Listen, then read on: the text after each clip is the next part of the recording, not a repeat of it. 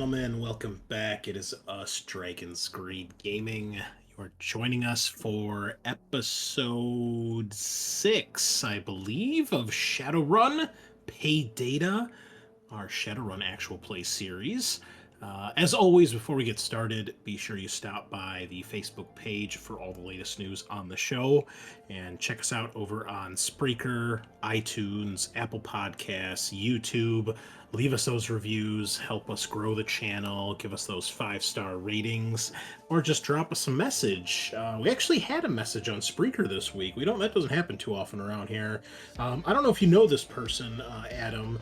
A gentleman by the name of Tomas Amans. Nope, but right. I hope to. All right. Well, his comment simply was Adam is killing it. So he put that on the Why, first thank you. session, and that was just on session 0. So I mean, all you were doing was guiding us through, the most dense rulebook ever. So thank you, Tomas. We appreciate the kind words. Just wait till you hear the rest of the episodes. It'll be good shit. So. Other than that, also, if you want to help support the show further or get yourself some cool extras, consider joining us over on the Patreon. Get some monthly artwork from Kyle, weekly early access to our regular weekly episodes, or access to our exclusive Patreon-only campaign. We're currently playing some more Warhammer Fantasy roleplay, so lots of cool stuff there. Come on by and check it out if you got a couple extra coins to toss in the Dragon's Hoard. Otherwise, that's pretty much the drill here. So we'll do our usual. We'll go around the table, tell us who you are, who you're playing, anything exciting you want to share with the listeners, and then we'll dive right in. So we'll start it off with our GM for this great adventure. Adam, how are you tonight? Oh man, I'm doing well. I got a wonderful comment. I can't talk. I'm doing horribly now. Or I'm doing well. I got this compliment from a nice gentleman that I've never met. Thank you for that. It makes me feel great. And otherwise, same old working. And I finished the second book of the Expanse series, and man, it's unusual for me to go through. I'm at this point 2 books, and I have not found an unlikable character. Everybody's awesome. The characters in the book are great. Like there's one character that's in the book that was on the TV show that I couldn't get into on the show. Her name is Ava Sarla. She's like a politician type person. In the book, she's like this old. She's like of Indian descent. And she's like a granny, but she's got like this filthy mouth. She swears all the time, and she is like a total asshole, but in a way that's fun. And like on the show, she's played by this woman that's got this voice where it sounds like she's been smoking since she was born. And every time, like nothing against, like, hey, good for you. You got a career in acting, and you sound like that. But every time I hear her talk on the show, it makes me feel like I'm gonna vomit. Like from the vibration of her, she's like, I'm like, oh my god, like how do you talk like that? But fantastic. I highly recommend the Expanse series if you like any kind of sci-fi stuff. It's awesome. The characters are great. The story is awesome. It's really grounded in realistic physics, and it's great. I can't recommend it enough.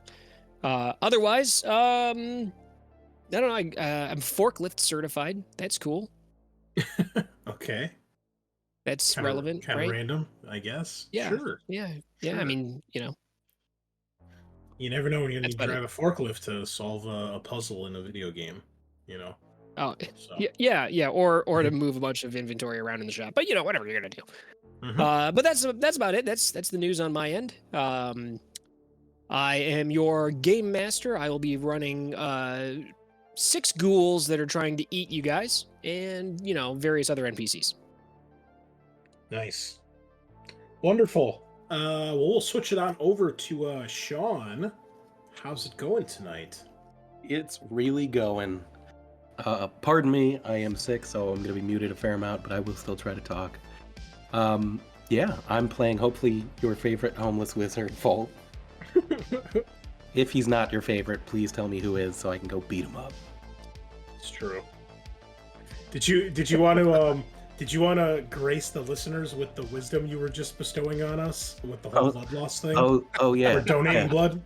So, if you are really interested in getting drunk but don't want to get, some heavy alcohol or buy a bunch, you can go give blood and then drink. It makes it easier to get drunk.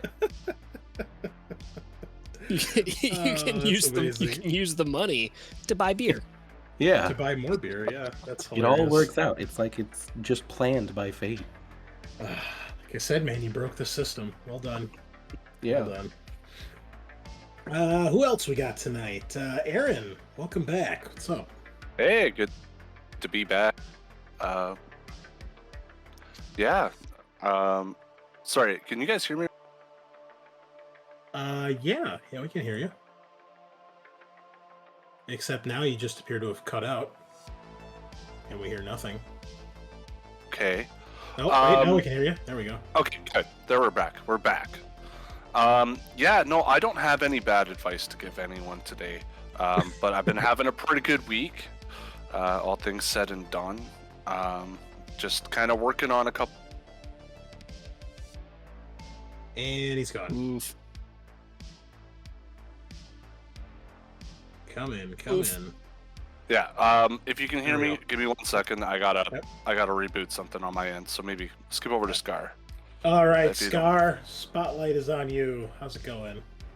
Oh, pretty good. I too am a kind of sick. Acute dehydration, and a kind of but I'm good. I'm really excited. I'm almost done with a Clan's Pestilence Plague Furnace that I've been working on. I got a big airbrush set up that I'm trying for the first time, and it's looking pretty sick, cool. Man. Be sure you share some pictures when it's done. That's an awesome model. Yeah, I'm trying to get faster, but I'm a very slow painter. But other than that, I finished Amnesia Rebirth for my Halloween scary games, and that's about it. I missed little Uzi. He was in my town last night, but I played D&D instead, like a true gamer. What the fuck What is is a that? little Uzi? He's a rapper. He's a rapper. Oh, okay. Okay. The kids at home will know what I'm talking about. Yeah. Sure. Yeah. I'm sorry, Little Uzi. If you're listening to this, I'm sorry. I don't know who you are, but if you comment or review the show, that'd be great. Yeah. Then we'll know who you are, right? So that's all I got to do is review the show. Well, what did I do this week? I actually did some painting as well, Scar. I finished my Foul Blight Spawn for my Death Guard, and I started working on the second half of my Blight Lord Terminators, and I started cleaning the Defiler that I got from our Canadian friend a couple weeks ago. It is a fucking mess, dude. None of the mold lines are cleaned. The glue is caked onto the joints. Like, it is a task here, but man, I'm stoked when this thing is going to be finished because I think it's going to be pretty badass. But this is taking all my hobby skills and patience to actually get to a point where I can reassemble it and prime it again. So I just don't understand why someone would spend like hundreds of dollars on models and then not fucking clean them and just throw them together like shit. It boggles my mind. Laziness. It's like I can think of a lot of cheaper ways to be lazy, So, yeah. Anywho, are you back, Aaron? Yes, I'm back. Okay, Yeah. Go ahead. Yeah, no. Yeah, like I was saying, I don't have any bad advice to give this week, but I've been having a pretty good week just working on editing mostly for another project I'm starting. So that's exciting. Sitting at the computer for a few hours a day. Having done that myself on the weekends, Oh, yeah. I'm gonna have to go ahead and disagree. But that's each his own, I suppose. Yeah. Hey, what software are you guys using for editing? Audacity, all day, every day. Yeah. Oh yeah. Video Hey, editing. everybody, if you're listening to this and you like podcasts and you think you want to make your own, Audacity is the way to go for editing. It is awesome. It's fairly easy to use once you've put in, I don't know, you're gonna spend hours and hours editing. So like once you get 15, 20 hours into it, it becomes really intuitive. Fantastic software. Can't recommend it enough. And it's super free. Yeah, for free, it is surprisingly good. Sell out. I use Audition. Sorry. The fuck is Audition? I don't know what that is. It sounds like it costs money, and I don't. Yeah. I don't have it. I'll give you a hint. The word Adobe's in front of it normally. Oh, yeah. Evil corporate software. That's okay. Sometimes you gotta do that. That's all right. Yeah, but you pirate do it. that. You do some of that stuff for a living, so it makes sense you might have access to that. Yeah, I get it for free from work. Yeah. Yeah. Oh, there you go. Yeah, I shared some images of my last painted dude in the chat, so you guys can check him out. Oh my. Sexy. Yeah. Other than that, I've been playing a lot of Days Gone. I'm nearing the end of the game now. I think I'm pretty much in the last section. Only got a few achievements left to unlock as well. So I don't know if I'm gonna 100% the game. It's gonna require like tracking down all the collectibles and hordes, and I don't know if I have the patience or time to do that these days. And I don't think there's any achievements tied to that. So, but yeah, what a fucking great game. Really enjoying that. Otherwise, looking forward to some more 40K next week against Ernie. We're gonna bump it up to another 1,000. We're gonna keep it at 1,000 points, and he offered to try hard mode last week, and I was like, I'm getting my teeth kicked in a bit here. Let's just go with the normal army. He's like, okay. He's like, I was gonna run a lot of vehicles, which lower points Death Card kind of struggle with, so I might bust out a little trick of my own for him to try. I've got an armored company for Imperial Guard that I painted back during 8th edition, and I never played a single game with them. So I think it's time to bust them out and show him what a true mechanized army is like. See how that goes. So, other than that, I think we are ready to dive in here. So, Adam, take it away, man. All right. Oh, you know what? While we're talking about other stuff, really quick, I finished. What was that game? Starfield. Yeah. Played through to the end, and it was all right. I enjoyed it. Story was okay. How many hours did it take you? Oh, I don't know, man. A bunch. But, I spent a lot of time. You land on a planet, and there's, like, nothing on the planet but, like, some I don't know, water, maybe, some ice, and then, like, some copper, and, like, you gotta find the ice. So, it takes, like, fucking hours just running around on a barren rock trying to scan ice so I can get, I don't even know, like, $500. It's, like, worth nothing, considering I've got enough money that I can buy whatever the hell I want. But it was fun. I enjoyed it. Story was okay. Nothing too crazy, but it was fun.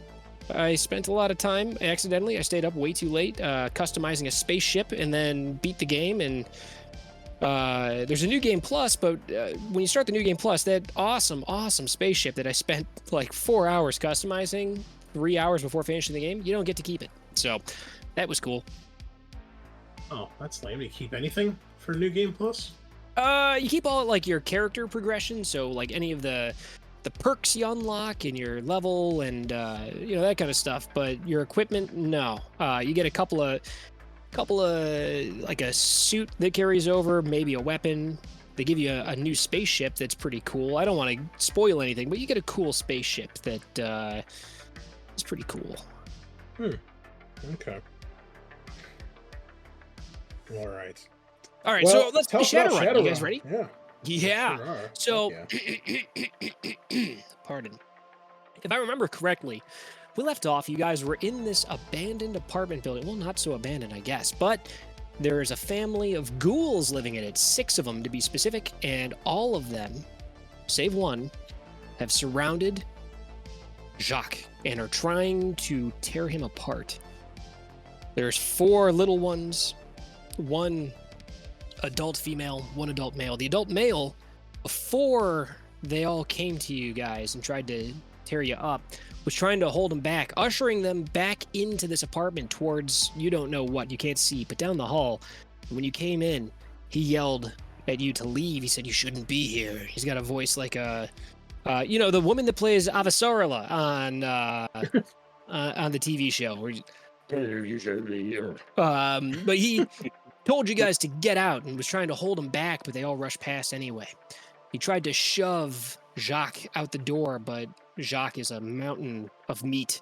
He bounced off like so much meat against a mountain. I don't know. That analogy doesn't make sense. Don't worry about that, though. So I believe that's where we left off. If my memory is correct, we had Mantis, I believe, had just stepped in to try to drag Jacques out while he's being swarmed by ghoul children. And everybody else was outside on the landing. Does that sound right? I think we made it through the first set of initiative in round 1. We were about to start getting through like second part of initiative in round 1. So in Shadowrun, in a lot of role-playing games, you get a turn. It goes through initiative, and then you go to the second turn. In Shadowrun, you have initiative passes before you go into a new initiative round. So we're still in, technically, turn 1. We're on initiative pass 2. So there you go. Also, all the stuff that's happened, all this combat has been, I believe it's 3 seconds. So, huzzah. Here we go. Oh, also, you'd summoned an air spirit that was made out of swirling garbage, and he's in there, and it's his turn. Why do 2 of the characters have really high initiatives and everybody else is super low? Oh, so the way that initiative works in this game, I think I may have mentioned this. Every initiative pass, after you take your turn, you subtract 10 from your initiative score. And if you still have a positive number, you get to take another initiative pass. So the air spirit had a 27, so it's now at 17. And Volt also recklessly cast increased reflexes, which skyrocketed his initiative score. So now he's at a 14 for the second pass. So everybody else is at 3 or 2 or 1 or 0. So the air spirit and Volt are going to get, after this, another initiative pass. Okay. Yeah, I guess the air spirit is just going to attack one of the ghouls. Let me open his character sheet. Where are you, bud? I can't remember. Has any of the ghouls been hit? One of them got hit by the air one spirit. One of them was hit slightly. Yeah, it was like slapped a little bit. Yeah, got a little bit of the whatever an air spirit does for physical combat. It kind of, I guess, gave him a stiff breeze. I'm not sure. Yeah, it's like compressed air. So you can do this thing if you've got compressed air where you make like a little groove and you put like a dowel in it and you blast it with compressed air and it shoots. It's kind of like a rail gun, except a dowel. It's like that, but with an empty Campbell soup can. Aside from the fact that I have the pacifist trait, there's just something about these ghouls, and if my theory is right, it's extremely depressing, and it's mostly why I haven't attacked them yet. Oh, so this is a depressing game of futuristic cyberpunk dystopia. It's whatever you're thinking that's depressing, that's probably the answer. It's like Occam's razor, except instead of it's the most depressing thing is probably the real thing. So, what do we got? 3 successes. 3 successes to hit in melee. Let's get a defense roll on my end.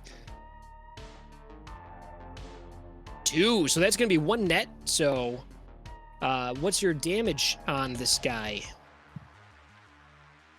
I don't even know where I'd see that because it doesn't have like a weapon. It's just unarmed. It's its strength value. It should have. Yeah. Its strength value is 3. Okay, so 4. So let's go ahead and try to resist.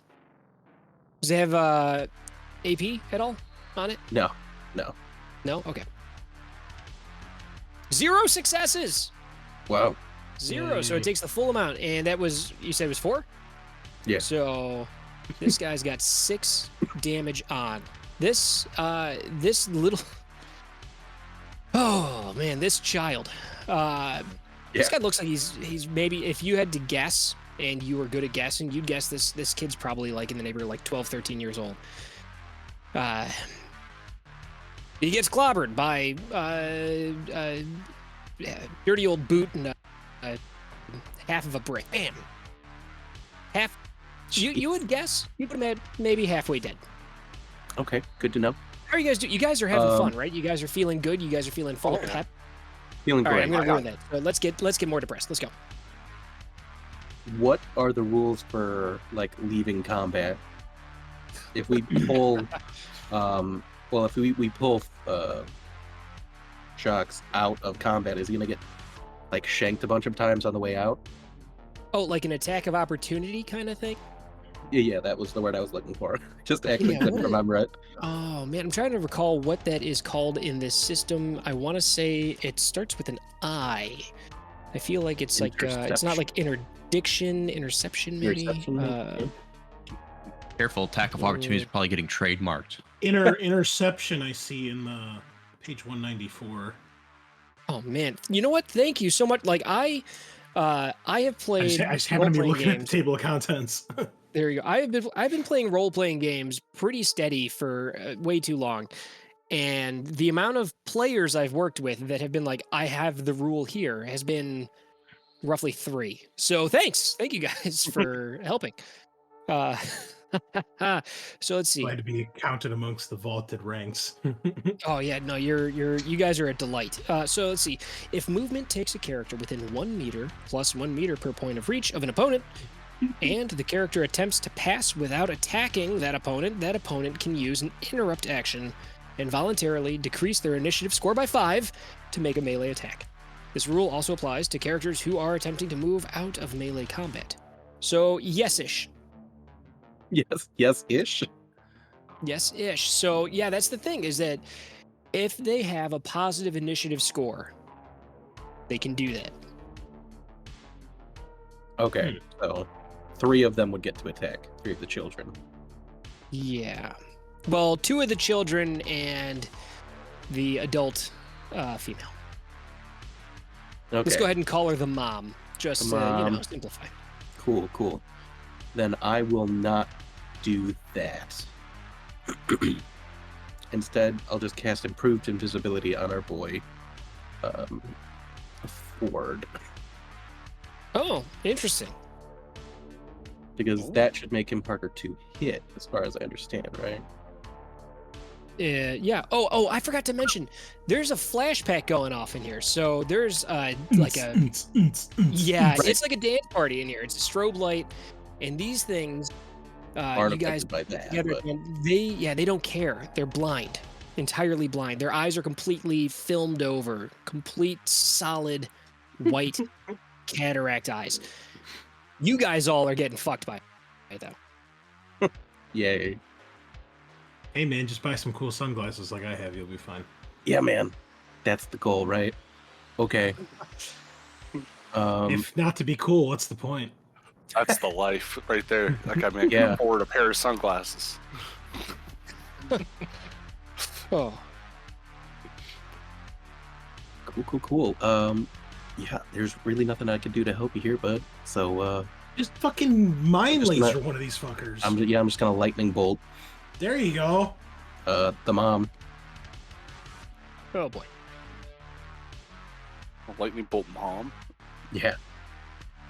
I feel like an adult is a little bit more dangerous than the kids, but it's hard to say. Maybe if you kill enough of the kids, she'll get depressed and stop attacking. She'll be distracted. I feel like that's not the case, but we'll find out later. Oh, you think she'll go into rage mode instead? Yeah, That's more maybe. fun. Yeah, I we're feel gonna like do if a you push. shot my kid, I'd probably be more likely to be angry than sad. in the Exactly. That's what I was thinking. Yeah. I'll be sad later. If you, my daughter, if somebody were like, I'm going to shoot a lightning bolt at your daughter, and they said it, I would physically attack them instantly. That's what I'm saying. That's why I'm targeting the adult who's stronger and more agile first. That, you know what? That is, I'm going to put this out there. That's the more diplomatic option here. Hold on. I need to Let's choose. go. We got a lightning bolt, huh? Yeah. Oh, well, okay. What force are we casting this at? 5. 5. Oh. 3 successes. 3 successes. So this lightning bolt is a indirect elemental spell. So it comes from you, goes out, and hits there. Line of sight. So she gets to try to get out the way. Mm. You know what? We're going to try to go with a full-on gymnastics dodge. Let's see. Cool. Let's see. I said it already, so it's happening. What's the gymnastics? Okay, nothing. So I already said it. It's happening. They got no gymnastics, so it's not beneficial at all. Oof. Yeah, but that's okay. So -1. Oof. Wow. Bad news. Still managed to successful. completely evade the spell. But Great. that -5 to the initiative drops to 0, so she will not be acting any further. Well, that's good. Well, that's one last thing I got to You've- run away from. Yeah, you fire off this lightning bolt Damn. and it goes zzz, and like as it arcs right at this ghoul that's trying to rip Jacques apart, she jukes off to the side, like doesn't even avert her I guess gaze with her blind eyes locked onto the troll. Keeps ripping. It's on ripping. You got anything else? Was a complex action, or were you doing the reckless casting that was where a, you that get was a full action. Yeah. Okay. That was full, And- yeah. Huge rain incoming. It looks like you resisted all of it. So awesome. Knuckles, you're outside. I believe you had a shotgun in your hand. I did, and we're gonna use it because yeah, fuck these monsters. So question, if I shoot one of these, is there any sort of chance that I might accidentally hit my ally? Is there any sort of firing into combat penalty or rules? Well, like that's regularly, like if you were shooting a pistol into a crowd, you got penalties. And if you get like a critical glitch, I would say, yeah, you'd hit your pal. But shotguns, man, those shoot like a shotgun. They hit like everything. Are they all attacking him right now? Yeah, man. Except for the adult male. Okay. Can I switch to the pistol and shoot instead? Sure, yeah. Yeah, we'll let that go. Or can I move up like to basically point blank range and just try to shoot one of them, or am I still in danger of hitting others? Well, let me double check. It's been a little bit, and I did not dig into everything in this. It's nearly 500-page core rulebook, let alone all of the other books. Let's see. We got a shotgun. Shotguns fire slug rounds if you've got the regular ammo. Did you have the regular ammo, or do you have the flechettes? I have lots of different ammo. Oh, well, what's in the shotgun right now? Probably just regular ammo because I didn't load anything special, but I have like 5 or 6 different types of ammunition. Okay. So if you're just doing regular, I guess that defaults to the slugs. It looks like. It's just called regular ammo. Yeah. So shotguns described in Street Gear section fire slug rounds. Characters can load them with shot rounds, but shot rounds have little effect against 21st century body armor. To determine the damage done by a shot round, apply the flechette. Is it flechette or flechette? I like flechette. Flechette? Okay. I don't know how to pronounce anything, so, if I say something wrong, just, let me know. See, damage values, yeah. shot rounds spread when fired. So if you're using the regular, that's just slugs, so that is not going to hit other people. Okay. Well, I will open fire on the nearest child. That's where I said it. Okay. All right, so I just make the... Are there any bonuses or negatives here, or just straight up?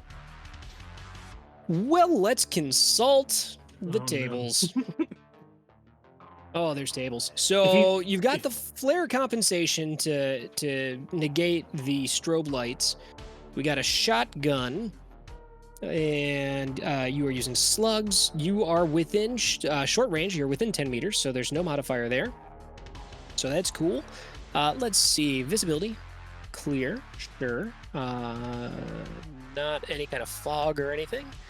It is dark in there, but I believe you've got... you have low light vision? Oh, boy.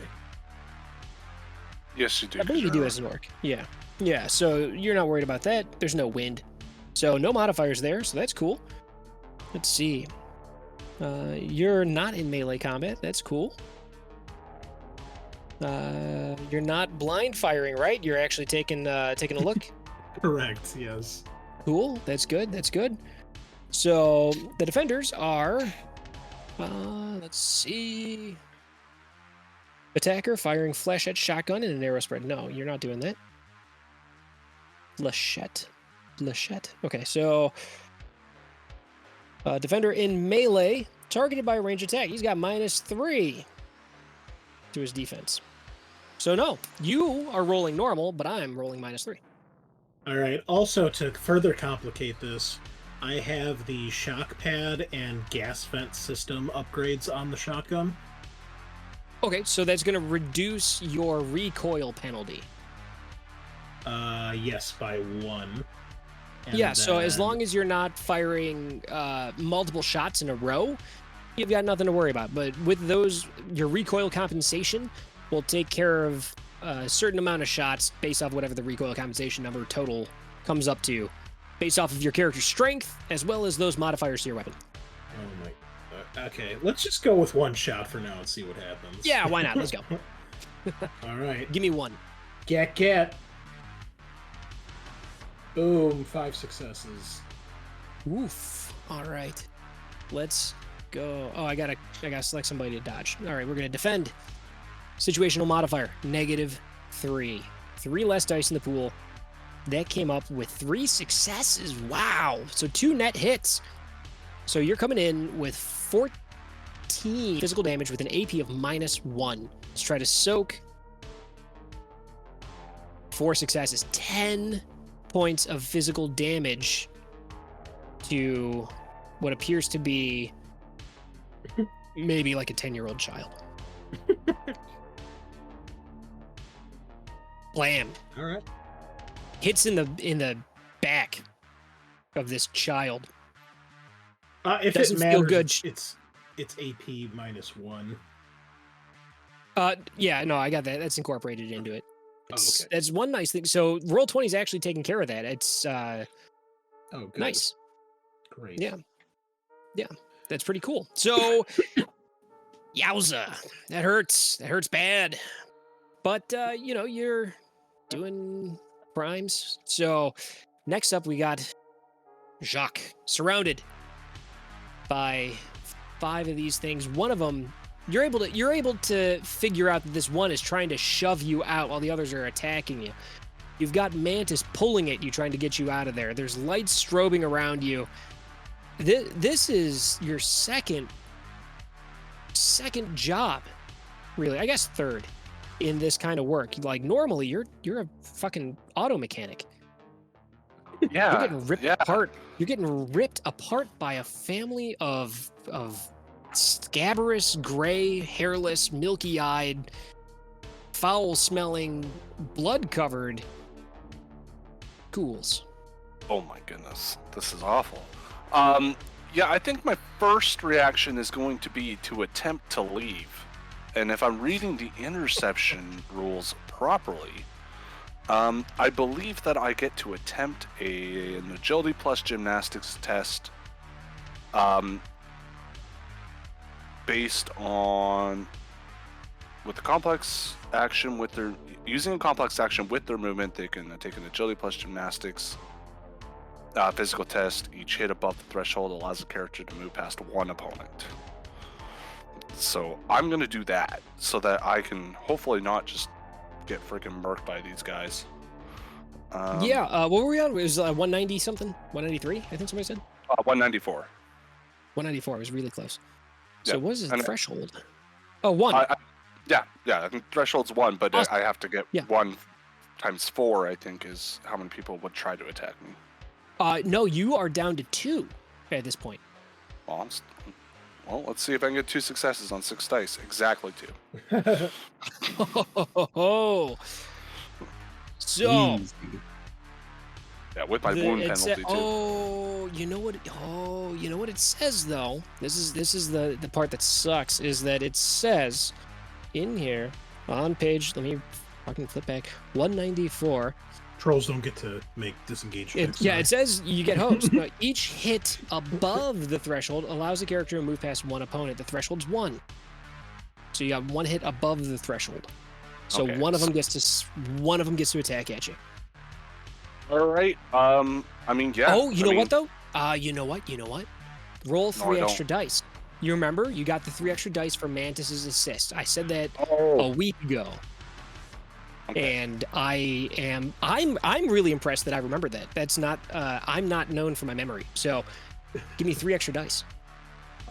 I'm just gonna It, roll s- them. /R space 3d6 and we'll see what they do. And in. 1 more success. Boom. Very Beauty. That is exactly enough. You managed to shove these kids off. It's like, okay, I can't think of a specific superhero that's done this, but like these things are piled on you and you kind of curl down almost into a ball trying to just protect your soft belly as these things are climbing around and slashing at you, and you burst up and fling them off of your body like a So cool superhero guy. And they scatter and you manage to run away like Zoidberg out of there. well. So that's a complex action and a movement. Do I still Yeah. get a simple action? Okay. No, you get 2 simples or a complex. Oh, okay. Well, then, yeah, I make my way to the door. Yeah, I as mean far you as- barely made it in there. So you were in the apartment, these guys start piling on you. You're able to burst out of them and back out of there and start getting to the stairs. If you're doing a full amount of movement that you can with that, I would put you halfway down the first flight of stairs. I'm not gonna go like past where everyone is. Like, I think I might just kind of get to the door and around the corner, kind of take a moment to regroup because I'm freaked out, you know. Oh yeah. So you get out of there. The next guy on the list is the adult male ghoul. So he rushes to the door. Nobody else is in the apartment, right? Everybody else is standing outside. Ruthrock is in there. No, because I had to walk in to shoot, right? Did you go in or did you step? I envisioned you like at the threshold. I mean, if I could have shot from there, sure. I mean, it just depends. Oh how yeah, close I had to definitely. get. It's an apartment. It's not the living room's not massive. Okay. So yeah, I would imagine you at the threshold outside of it. So the guy ghoul rushes up and throws a shoulder into the door, slamming it shut. Unfortunately, you've busted off most of the frames, so the locks aren't going to work anymore. But he throws himself into the door. It kind of slams like right in your face. You stagger back a little bit, and it's no damage or anything. But he slams against the door, and you can hear them wailing on the other side.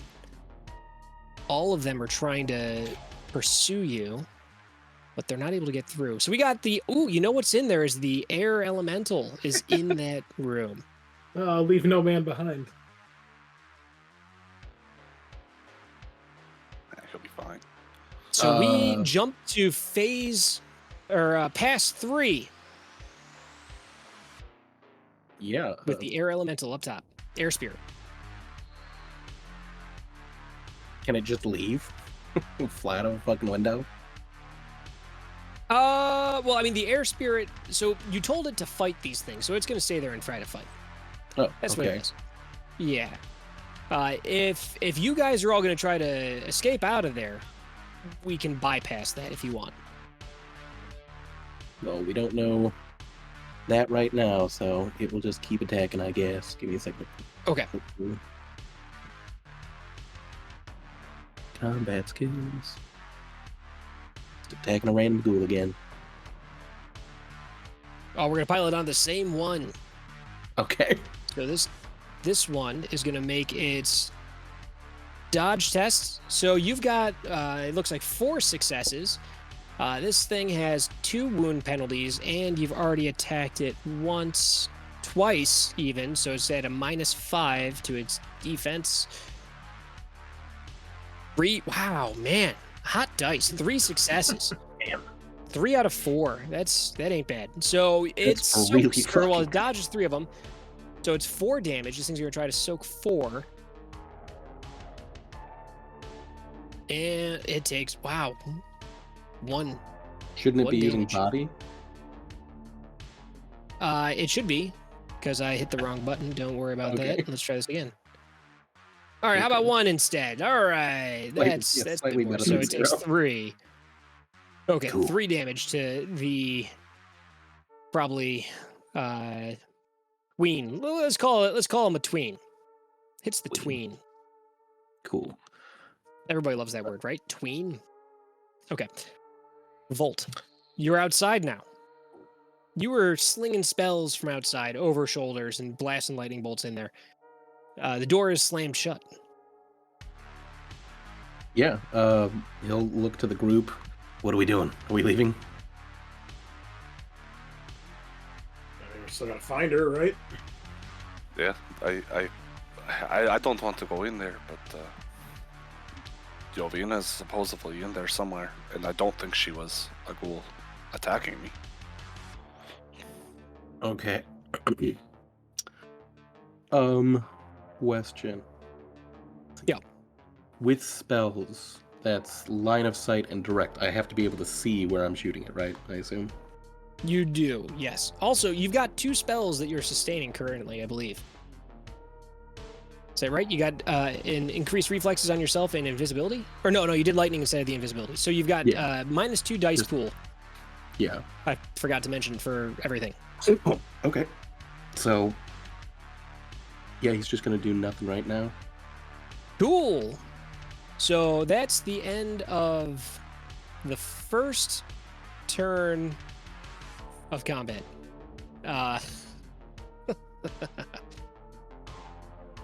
Let's get another round. Let's go. Everybody is going to get dropped out, and we're going to roll another batch of initiative. Remove all turns.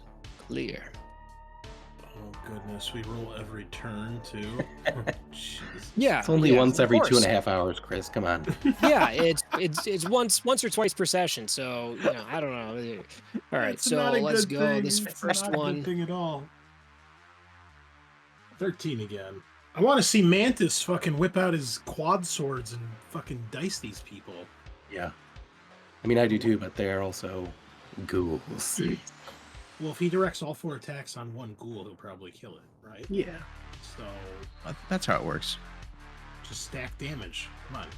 I don't know. They kind of took a shotgun blast right to the face, and they seem to be fine. So Yeah. never better, really. Okay, so this one's hurt pretty bad. So this one's got -3. Well, that one only gets 1 initiative pass. No. Right. So when Jacques dies, can I come back as an air spirit? They seem really like that's a crazy initiative. Oh, I mean the initiative is high. Sure, yeah. Yeah, but he's Let's like see, we're slapping gonna go for, like, descending 3 order. damage. So up top, number 1, you've got the air spirit in there with a 24. Everybody's in. 1, 2, We did not add Volt. 3, 4. All you guys. Gold's not in there. So make sure you've selected your token and then roll that initiative. I assume this one's me. You gotta add a picture or something. Someday. Oh man, by the time this episode airs, I think the art is going to be all out there. So Probably. that's cool. I hope so. If you guys are listening to this and you've gotten a chance to check out the art, we got some custom art for the characters. Aaron, who's your artist? Oh my god, I gotta look up her name because I'm gonna say it wrong. It's Isabella. I want to say Zanetti. Zanetti. Okay. Yeah, actually, I got it right. Isabella Zanetti. Hell, I'll even plug her thing. It's Isaz_art on Instagram. ISAZ_art on Instagram. Oh, you're Canadian. What? So real quick. So everybody other than Americans says Z instead of Z. And I was curious about this, and I looked it up, and the reason that Americans say Z instead of Z is because the guy that wrote the alphabet song wanted to make it rhyme. So it was Z forever, and he's like, we'll just say Z, so it rhymes with the end of the song. And all of us Americans are idiots and say the wrong thing so that it rhymes with a song written by some jerk like 100 years ago. Rhymes with what? What's the rest of the Usually alphabet me. Isn't it just A, B, C, D, and then go through the alphabet? That's the song? You never are there more lyrics? Because you say A, B, or X, Y, Z, now you know your ABCs. That's the last line Next of the time, song. won't you sing with me? Whatever it is at the end. Yeah, like... Whatever it is. Now you're making shit up. Get out It's of the here. most important line of the No. song. You don't even know. The most important part of the song is where you say "elemento" really fast. Everybody knows Oh my that. god. That's the most important part. Please just. All right, let's go. Let's play Shadowrun. Let's play Shadowrun. All right. So, where are we at? We're something about. Oh yes.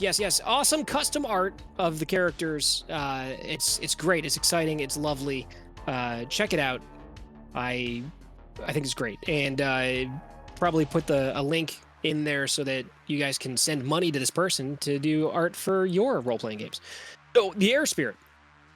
What's going on in there? Yeah, let's see. Can the Air Spirit do anything else? Doesn't he have like a breath attack or something? Yeah. Now that the room's not full of people that we care about. Yep. Can he does. Can it hit multiple enemies? It can hit 2. Let me look up the spell. Is it specifically 2? I thought it was like an area effect. It is like a cone, it said. An AOE? One might think so. AOE cone? I want an ice cream cone. They're really good right now. Aren't you like an adult? You can just buy one. Damn, he's got you there. Where am I gonna buy ice cream at fucking almost 10 o'clock at night? McDonald's. Convenience store, I suppose. I live in the middle of nowhere. Even I can go get ice cream right now. Just go down to the 7-Eleven. That's true. It's only a 40-minute drive. It can catch up to 2 targets. Just right up the road, 40 minutes. So he will try that. I mean, if you leave now, you'll probably be back in time for your next turn. So. Oh yeah. It's Yeah, not sorry, that guys. bad. All right, so what? All right, so somebody's got something relevant here. What do we? We're doing an exotic ranged attack. Okay, and it's you say it can hit up to 2 targets. Yeah. Okay. We're gonna do since we're doing theater of the mind. I'm gonna go ahead and put it on the 2 that are. Well, let's see how it goes. I'll assign the wounds in a way that makes sense to me. You do a lot of damage, it's going to go to, fresh guys. You do a little bit of damage, it's going to go to the guys that are almost dead. 2 successes. Okay. And what kind of damage are we looking at? Yeah, what is the damage? So is it like breathing, or is it casting a spell? What exactly is happening? It's like a power. Duration is instant. It's a physical. The damage is a toxic attack with inhalation vector. Okay. All right, well, so we got to look at the vector. What's the toxicity rating? What? No, Oh I'm just my kidding. We God. don't have that on this thing, but that's a real thing that you got to look The out power for. is my critter's magic, which would be 5, I think. But let me double check. Okay. Yeah, magic What's, 6 actually. What is this ability called? Toxic breath? Noxious breath. Noxious breath. Okay. Those are, yeah, not the same thing.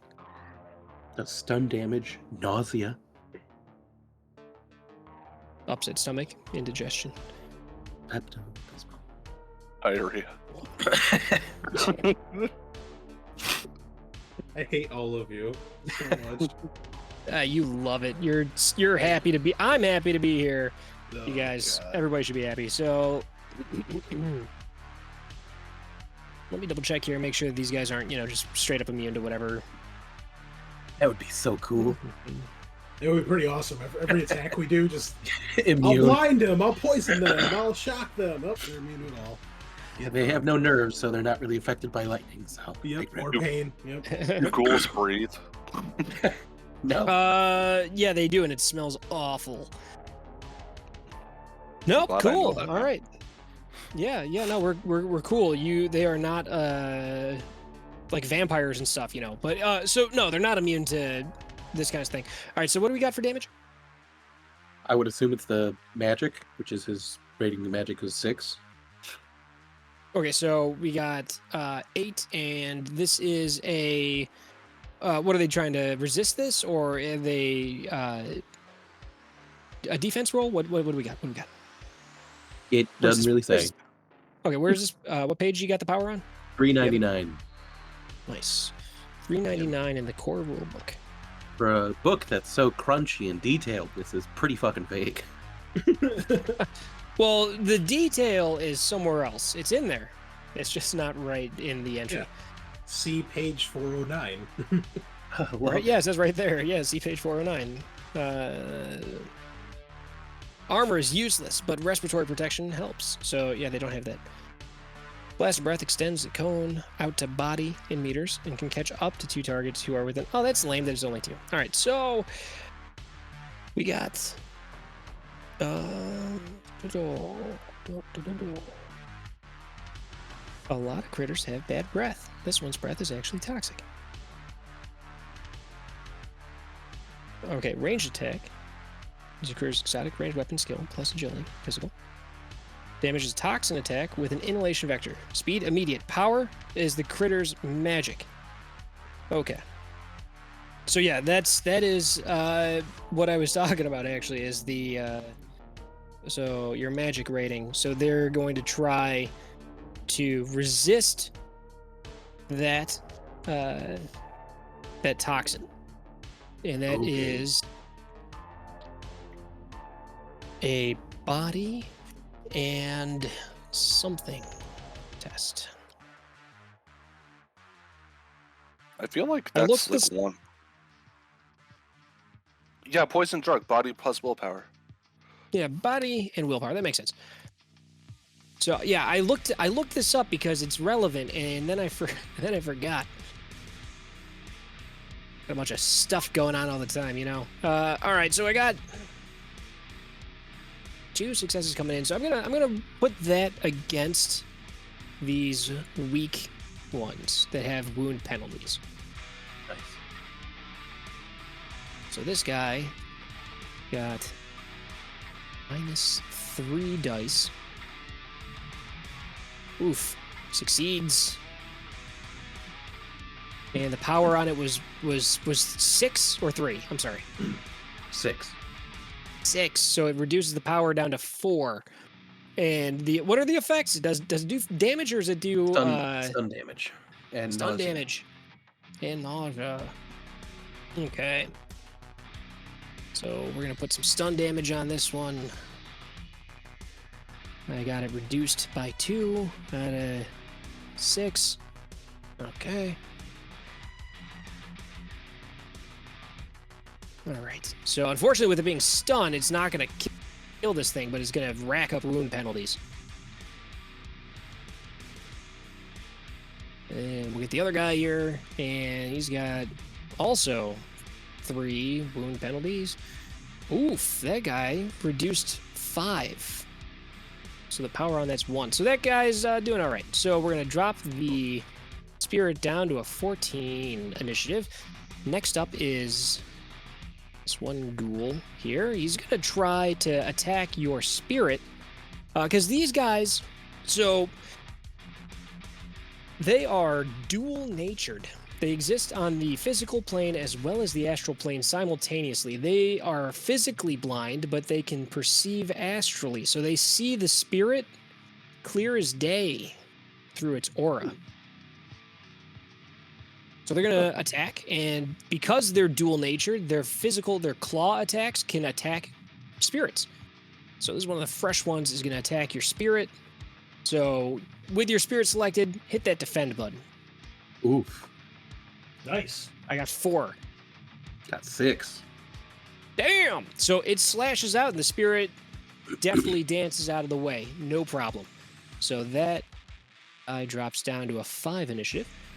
Then the guy that's guarding the door, the adult male one, is just trying to hold the door in place and is yelling for you all to run. That's all he does. Other one's going to try to attack that spirit too, because it's trying to poison people and stuff in here.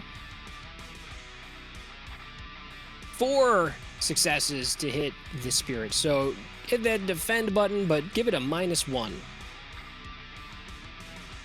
Okay. 5 successes. Wow. So yeah, you float like a butterfly and sting like a butterfly. Then we go to Knuckles.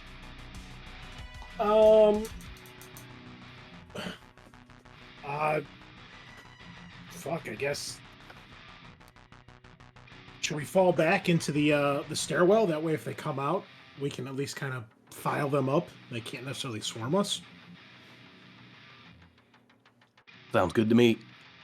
All right. I guess, yeah, back down the stairs as far as we can go, and then I will, take aim back up, facing the way that we just came. Okay, cool. So that'll give you a bonus to your next shot. Also, if you take any action other than shoot stuff, your recoil penalties reset. So as long as you take a break between shooting, your recoil drops back down to 0. Okay. All right, so this next ghoul is again, they're going to try to get rid of the spirit that's attacking them. And now that they are ganging up, he's going to get a +1. Oof, 3 successes. So go ahead and dodge out of the way of that. You got -2 on your defense for the air spirit. Okay. 6 successes. Oh my god. All right. Here we go. Nothing. Mantis. What do you got? You're outside. Knuckles back down. He's got the shotgun up. Okay. I'll kind of like. So we're waiting for them to come out the door. It looks like then, huh? I mean, assuming they break it down, then we can at least be ready, and then, they'll be coming at us more like single file rather than a mob. Okay. I guess I would want to take up a flanking position on the side of the door. Like if they come in, I'll be on their side. Like you know what I mean? Spot guy. Yeah. Okay. Yeah. Yeah. And I will draw 2 swords. Okay. You are prepped. This ghoul in here, this one is one of the ones with wound penalties. You got -4 dice pool. It's going to try to attack the spirit. I got 2 successes. So you're rolling at this point with a -4, I think. Is it -3? -3? Oh, I think it's -3 this time. -3.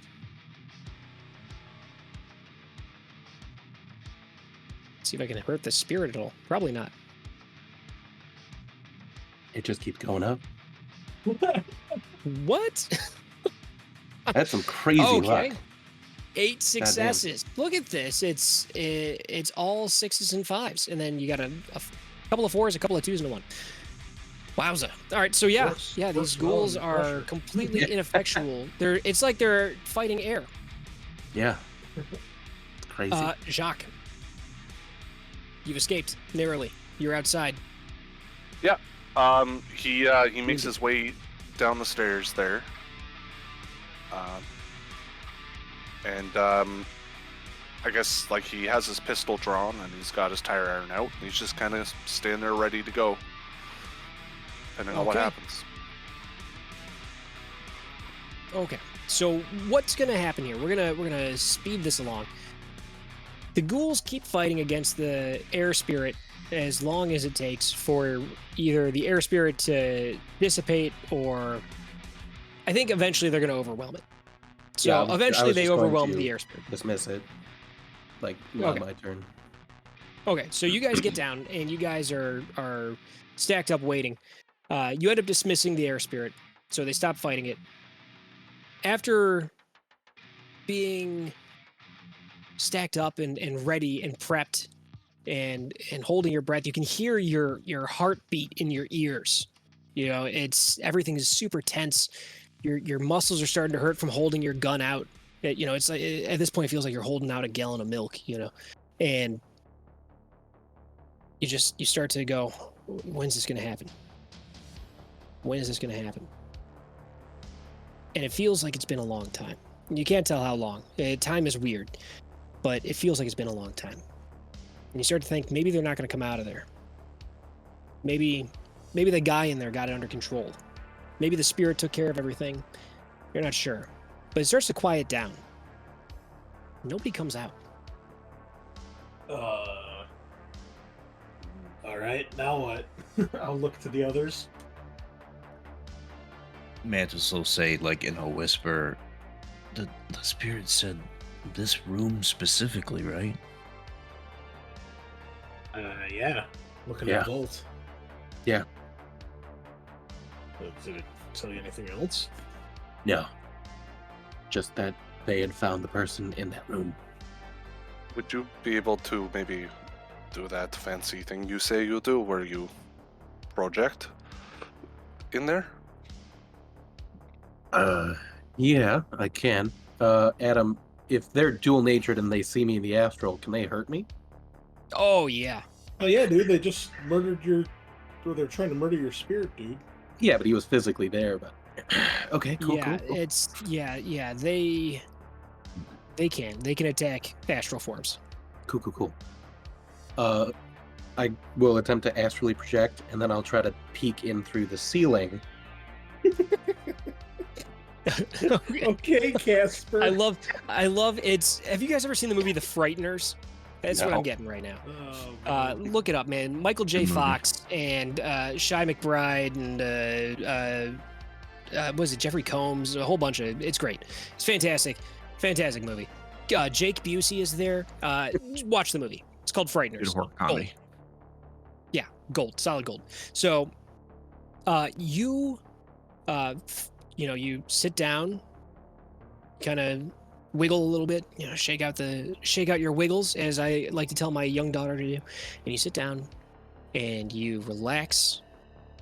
Your body goes kind of limp. You're propped up against the wall. Your spirit leaves. You float up, hover through the wall.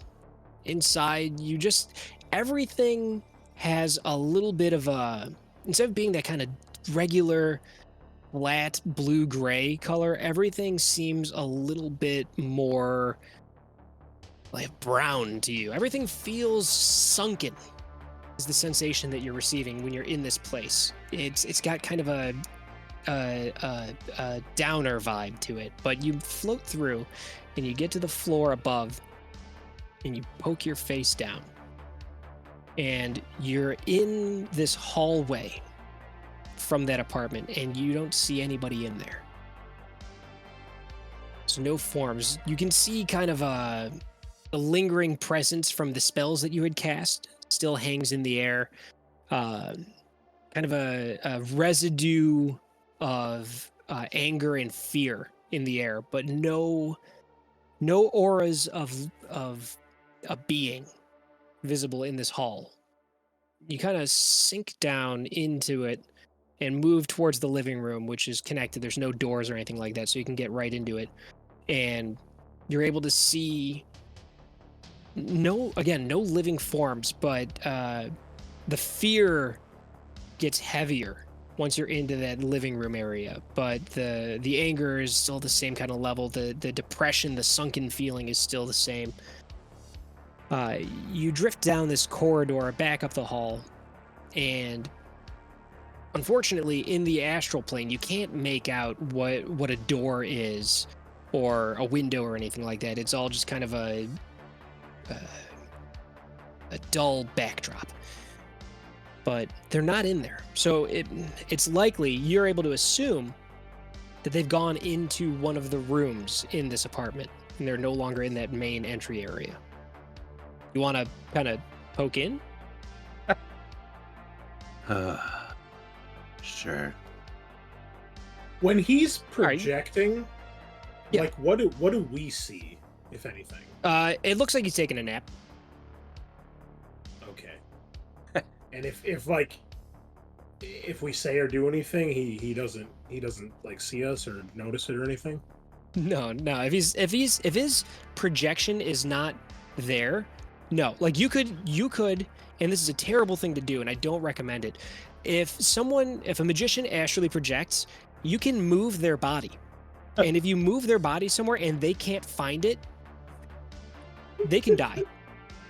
Nice. So if you wanted to, like, I don't know, get his unconscious body and like move him out somewhere and like tie him to a tree, or put him in a car and start spinning the car on the ice and start screaming when he pops back in, whatever. But you pop your head in through one of the walls, and you find, give me an edge roll. Let's see which room you pop up in.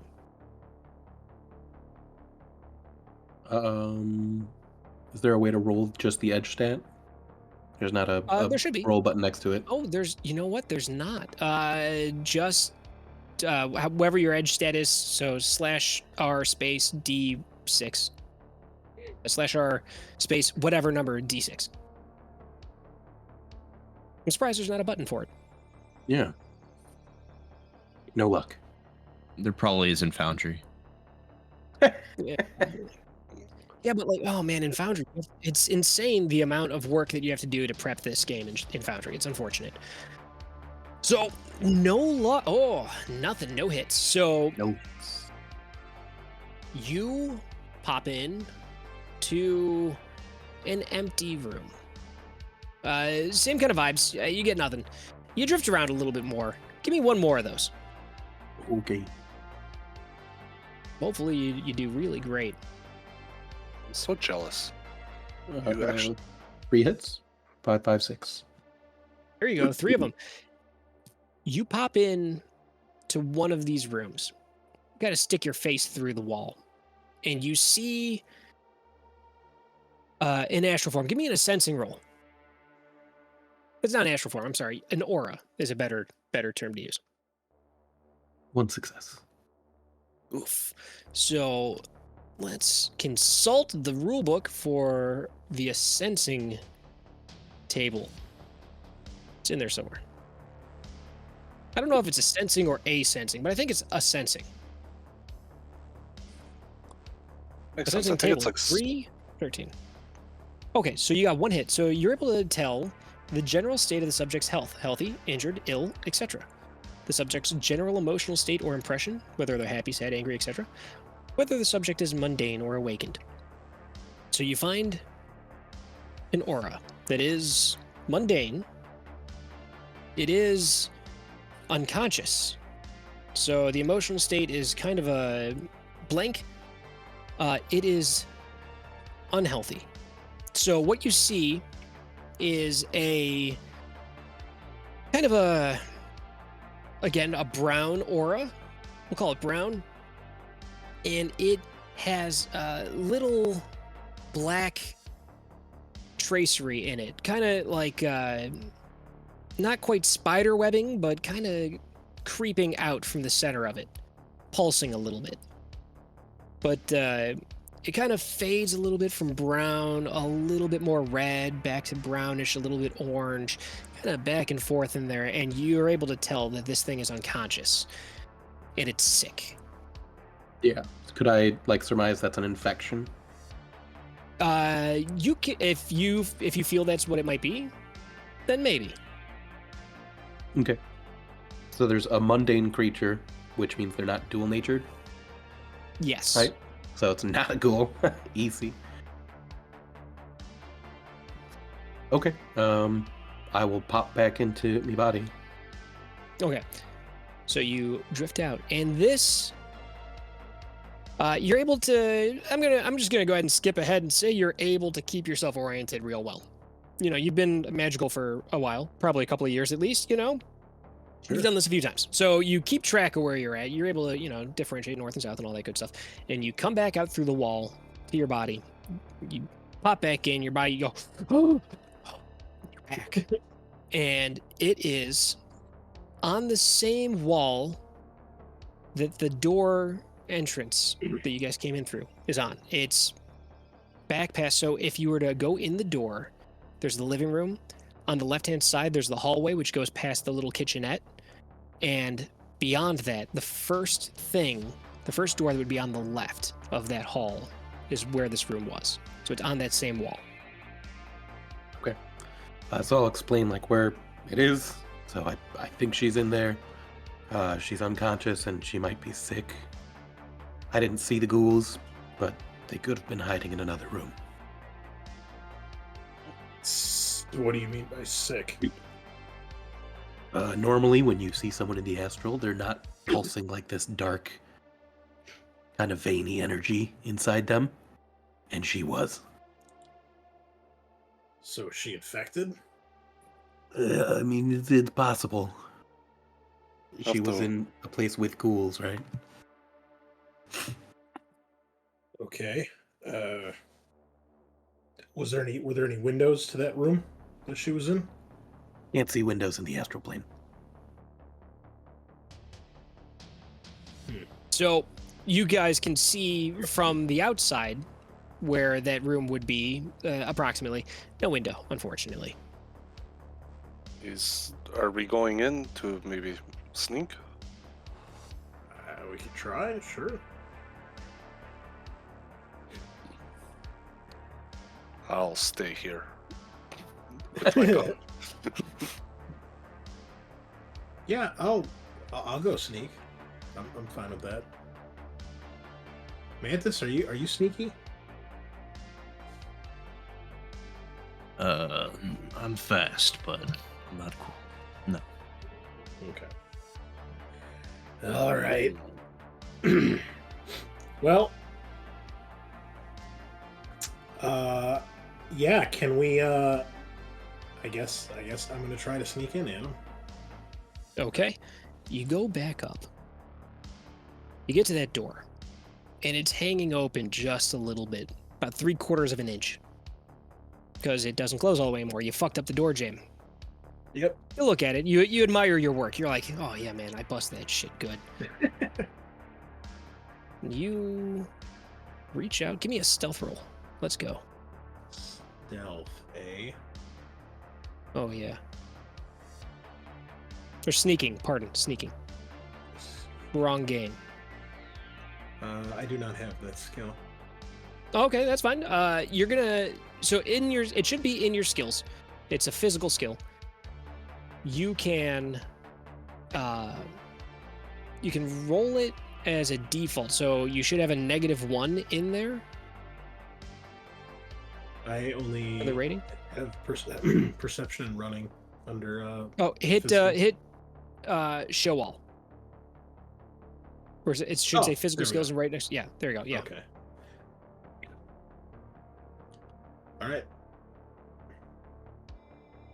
So it's called defaulting. If you have no skill, you get a -1, and it's just an agility test in this case. Oh, I'm sorry, I didn't do the -1. Oh, it's in there. Well, I see. it added. Oh, it is? Oh, it is? Okay. Yep. 4 successes. Dude, not bad. Not bad. That's just your natural aptitude for being agile. So you push the door open. It doesn't creak, which is nice. And you kind of peer in. And you see it's dark in there. Your strobe light thing is worn off. and you're able to see no one moving around inside. You take a step in, you can see that bloodbath, the whatever the thing is that they were eating. You can see it's a hand kind of stands out. It looks like a human hand. So a little bit not the right size to be a dwarf. Okay. Creep in a little bit further. The kitchenette on your left is mostly disused. It's filthy. There's garbage scattered about. Things have blown in. Tumbleweeds, a newspaper, and trash, essentially.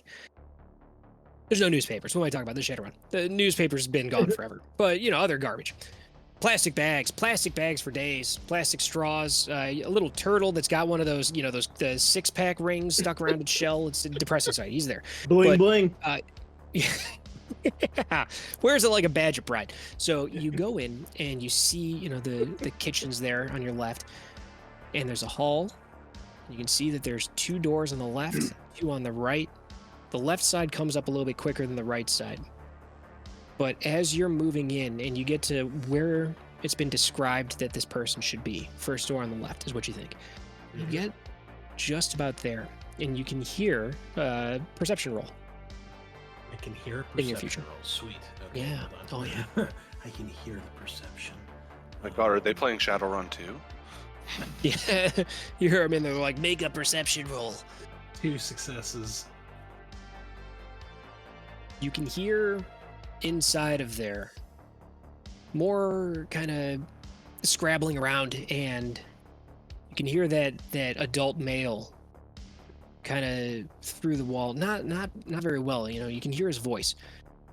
You can't really make out what he's saying too well, but it sounds like he's talking. The rest of them are in there kind of moaning a little bit and scratching around and moving. But And I'm sorry, which room am I hearing that from? the door on the right. Okay. You see, as you get closer to the door that you're trying to go through, you see that door on the right, that there's a bunch of locks on the outside. None of they're all like unlocked currently, but there's, like the kind of the pin locks and like a chain and another chain. Yeah, like hotel locks, sort of. Yeah, like the kind of lock you'd put on a cabinet. So there's a bunch of those on the outside. Okay. Door on the left. Good. Can I still see the door out to the hall from where I'm standing? Well, you're in the hall. Yeah. Okay, I'm assuming it's still open, so can I see any of my teammates? No, they're all outside. Okay. Well, Jacques would have come anybody else? quite close to the door, just because, he's not going to Yeah. go in, but Mhm. if something bad happens, he wants to be able to come in and help. Yeah, so can I see any of them if they're standing in the doorway or by the open door to the apartment? You can kind of lean back and stick your head around the corner and see people. Sure. Okay, then forget it if they can't see the other door. Okay, that's fine. And the door on the left, does it just look normal? It also has locks on the outside.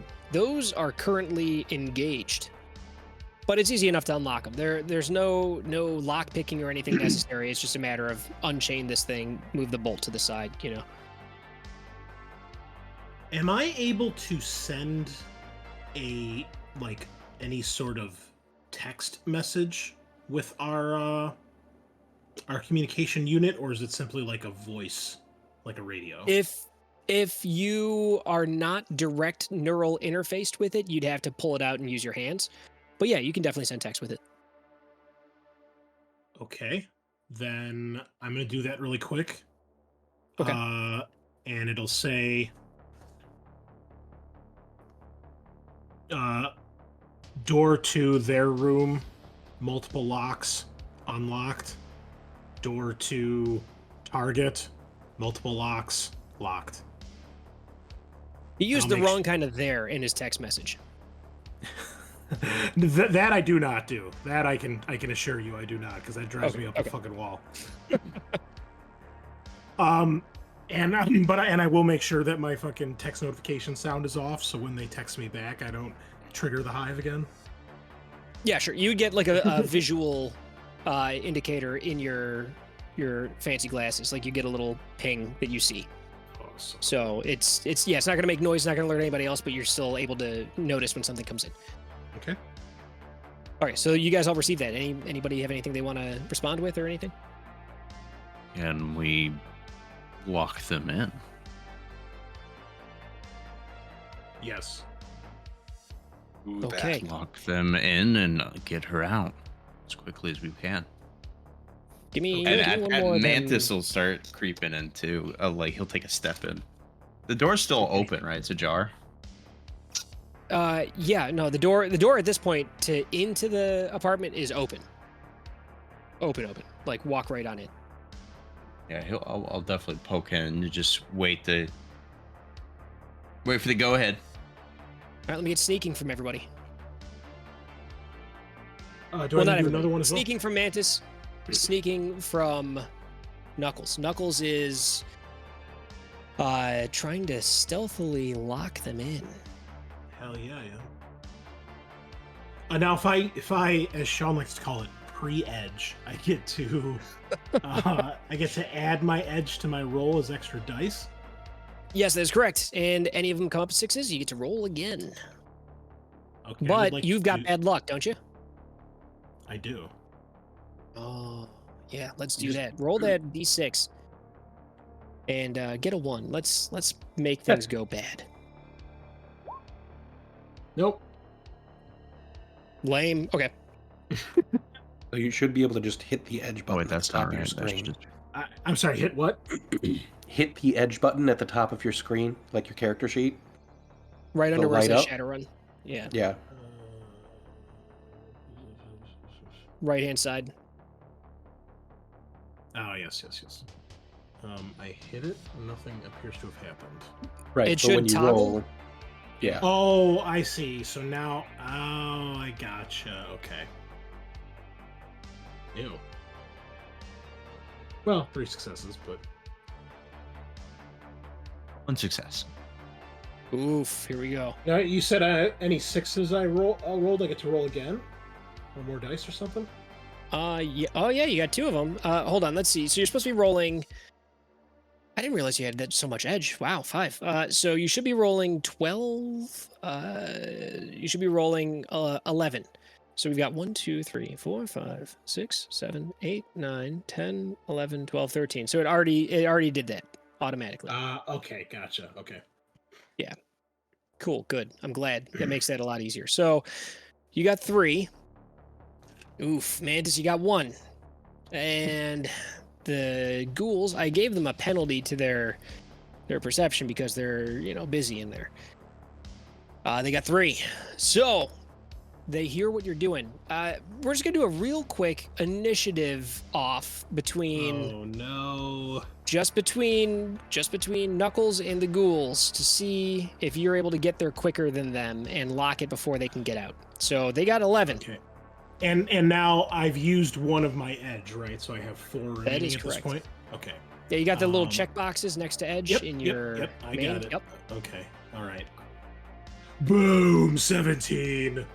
Oh man, you get in there and you creep up, and then you start to move the chain. Nice. And you put the chain on, and then you hear them and they start fucking running towards, and then you fucking slam your weight against the door, and you start sliding bolt after bolt and putting on chains, and they're slamming against it, and it's not budging, but they are slamming against it.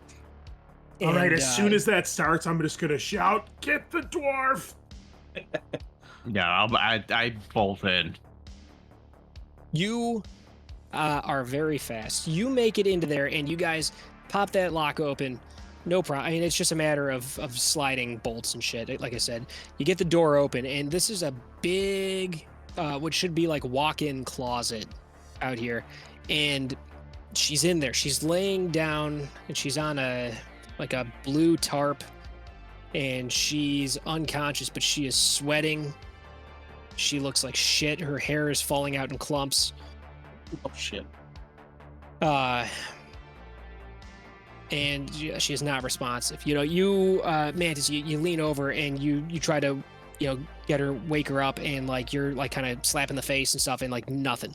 No response. And like you can like she's breathing and she's kind of twitching, but she's not coming to.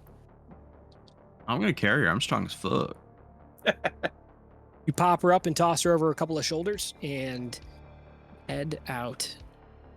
Door is slamming. They're trying to break through. You hear the you hear the guy that can talk on the other side. He starts yelling. He's like, "Why did you come back? You should have left. You should have left." And, Yeah, as soon as Mantis leaves, I'm running at this point. Fuck it. okay. Yeah, you guys all book out of there. And there's more thrashing. You guys, as you run down the stairs, you hear a window break on the other side. You guys run and run and run, and you start seeing them piling out, and they're chasing after you. They bust out the window and start coming down the side of the building, and the guy ends up eventually coming out the front, and the family is out ahead of them, and you guys are running. You guys make it out of there. They're running after you, and you guys get away. I wouldn't say clean, but you guys get away. She's not responsive. She's sweating, and like I described, she doesn't look good. It doesn't take a doctor to tell you that, yeah, whatever those guys have, she's got, and it's happening to her. We should restrain her. Do you think they'll even let us in if she's like that? That's what we were paid to do. We were paid to find her, yeah, but I don't think they'll let us in if she's actively turning into a ghoul. Probably not, but Maybe somebody there knows what to do. Or maybe Ullrich will have an opinion on that. Okay. Does anybody have any kind of knowledge that may be relevant to Nope. medical stuff? All right. Knowledge I mean, skills? What is this? I could roll a medicine check. I'm not proficient in it, but if you can default on them. Is it defaultable? I don't know. How do you tell? What skill? Oh, What wow. class is it under? Or what group of skills? It's like biotech or something like that. Engineering? No, it's definitely not engineering. I'm engineering human body. Resonance? Medicine is under bio, No. or is under Exotic? scientific skills. No, stop saying silly stuff. I mean, I'm just going down the list. Here, bro. I mean, I've got a rating 6 med kit, but I don't think that will yeah, help. sure, yeah. No, you can if you've Oh. got a rate 6 med kit, that can run on its own. So you can actually like flop her down and attach it to her, and it'll run like a diagnostic on its own. Oh, cool. He Yeah, pulls well- out the rating 6 med kit and hands it to Ford. I bought this, but I couldn't open it. I'm assuming there's just like a button you press and it opens. It's like it opens like a briefcase. You slide the little nubs and it flicks open, and you lift it up and it goes like ding ding ding. Thank you for selecting as technology's finest med kit. Please follow the instructions as they are read to you. All outcomes are not legally binding or responsible, or I'm sorry, as technology is not responsible for any outcomes. Thank you. Don't sue. And it starts to go through and give you instructions on how to attach different leads, blood pressure cuff, all this stuff. And it walks you through, and it's got a little display, and it shows you a diagram. And it's like a crappy, like no texture CG models. And you go through and you set everything up and you run it. So it will run on its own with 6 dice. So I'm going to just roll that. Yeah. Nice. Not bad. We got 3 hits on there. So it tells you that let's see, you can diagnose a character's medical condition. It says subject is infected with human metahuman vampire virus strain 3. Unfortunately, medical treatment is not available. It recommends certain kinds of medication may slow the process, and unfortunately, there's no known cure or treatment. Just possibility to slow the inevitable end. It recommends incineration Yeah, it says to incinerate her. Perhaps we talk to our friend first. Yeah. Maybe get the money before we set her on fire. Poor woman. Pretty rough, yeah. I mean, it's what was she even doing there? This is crazy.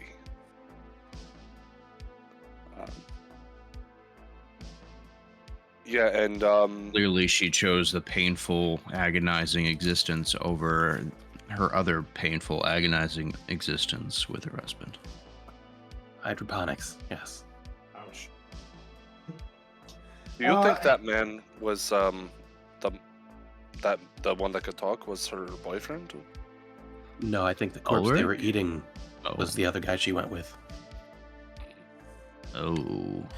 Maybe this was just like a rendezvous they hang out at. Well, Maybe hey, Adam, the one we're speaking stopped her from being eaten. Adam, we're about a halfway point here, so why don't we take a Yeah. break and then come back to this, and we can incinerate her. Sure, yeah, we can go back to it. I mean, it's I hope you guys are feeling happy. Let's go. All right, break time. Everybody, take a leak. Grab a beer. All right. Peace. BRB. Yep, burp. All right, shall we get this back on the room? Sure, yeah. Where did we leave off? You guys all got infected and you guys are all dying, or what? Where are we at? Yeah, man. Yeah, I don't know. You tell me. Okay. All right, You got we'll bring it paid back. with interest. So you guys were heading back towards Happy Acres. How are you guys heading back? Are you gonna go straight line, climbing through trash? Are you guys gonna No. follow this path, or what are we doing? I think we should Yeah. stick to the path in case we need to run. Yeah. We should also Okay. bind and gag the person. Oh, Definitely please. should bind, yeah. You guys have Yeah, any of that? So, anyone got a rope or handcuffs or? Nope. I'll rip off my shirt and tie it around her face. Whoa. Hey there, Stud Muffin. Just like, Oh man, yeah. Well, I got nothing else. Like, I can take off my pants, but I need those. Look, man. All right, I for our viewers who will see the art after this airs, I believe is what it said. You'll see Ford's artwork, and Ford is a beefcake. All right, it's like, and now you're ripping clothes off, like. all right. So listen, something for the come on. ladies. Some So for Scar too, you know. Hi-yo. so Shots fired. so Ford, what are you 8 feet tall? Something like that? Something ridiculous? 8'6", yeah. 8 feet tall. Eight So very foot, casual. 8.5 feet tall. Tears the shirt off instantly. He's like, yeah, that's a good idea, and just tears it open like fucking Hulk Hogan down the middle, and starts to bind her up, glistening with sweat. You've got a pretty rad tattoo on your chest, don't you? Yes, I do. That's the Ford Mustang logo. It's an LED tattoo embedded in my skin. It's You're currently practically a porn star. He's purple. 22 years glistening. old and down to fuck, you know.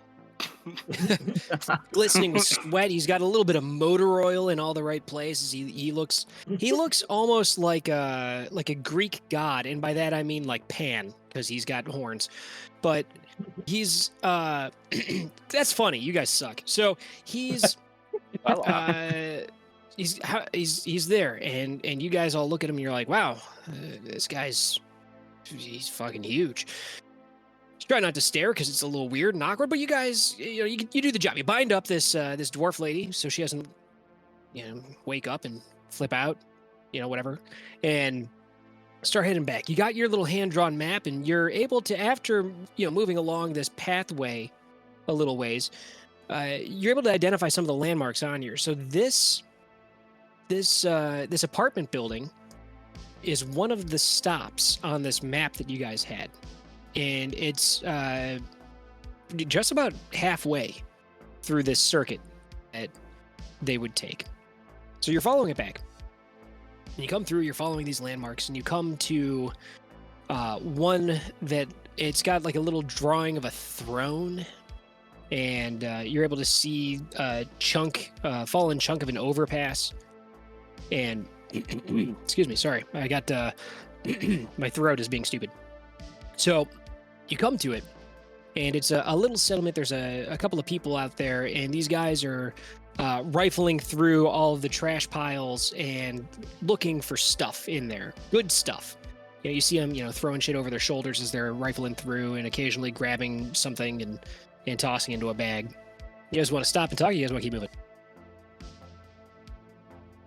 I mean, I feel like we have a ticking time bomb right here, so I would have no inclination. Something tells me stopping having a small chat with an unconscious woman over our shoulder is a bad idea. Yeah, and this guy Cool, you walking guys- around shirtless. Yeah. Well, to be fair, I put my coat back on. Like I got an armored jacket. But Yeah, Okay, but that's like, even still, filthier. You understand, Yeah, right? but like the 8-pack, and the pecs and the tattoo and the oil and the glistening sweat. Oh man, he's still. Oof. oh, looking good. And He's he's doing that going- Terry Crews thing where my pecs are bouncing. Yeah. You're making him dance. The embodiment of sex over here. Oh my god, you guys remember that Old Spice commercial with Terry Crews where he's like playing a drum kit, just like flexing? Yeah, Oh. with all his muscles. Flex, flex, flex. So you're going, and you move through, and you guys notice some people are starting to kind of walk after you guys as you're going. You guys keep moving They're following us? a little bit, yeah, a little bit, a bit. I'm keeping an eye on them and reloading my gun. Yeah. They see I you make start a- reloading the. Oh, I was gonna say I make a point of pulling out my pistol once and just kind of like making sure. Yeah, so as they see you start loading slugs back into your shotgun, they kind of duck back out and stop following. You guys make it through, and there's another little batch of people that you guys end up passing through again off of this kind of trail through the trash. It's matted down a little bit more and kind of cleared away a little bit. There's occasional old shipping containers that are rusted out, and they're like 3/4 still there. There's people that have little shelters set up inside of them. Things that they almost look like they've been turned into like a stall, the little tarp, the same kind of blue tarp that you found her wrapped up in, hanging off of the side. There's occasional things for gathering rain into buckets, and you guys keep moving through. Again, you see a couple of people start kind of following after you a little bit as you guys are heading back, and if you display any kind of threatening things, they're gonna fuck off. Is that how you guys want to play it?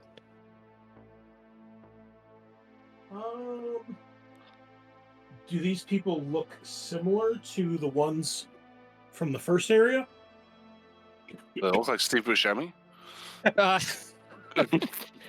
yeah, man. Yeah. You get kind of a Steve Buscemi vibe off of some of these dudes. Oh no, Steve Buscemi's our friend. We're good.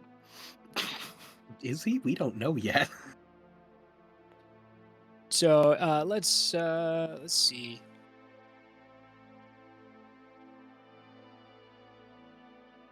Where is he? There he is. Okay, boom, show. There you go. Some more pictures of Steve Buscemi for you listeners. This is the I forgot what movie it was, but he's got the googly eyes, looking in opposite directions, leather cap on. That's Waterboy. Waterboy. So yeah, you get a Steve Buscemi vibe off of these guys. Like again, you see one of them and you make kind of eye contact, half eye contact, and you're like, motherfucker looks like Steve Buscemi. All of these guys. But you see one of them, this specific one, with googly eyes, and he's looking, he's got this look on his face. He's got this this like punum, he looks kind of sad as he looks and sees, and he's got his little lower lip is quavering, and he's kind of gesturing in like a sad, like oh kind of thing towards your direction as you guys are going. Can we help you? It's like, she doesn't look good. What happened? Ghouls. Oh, no. Oh, no. She...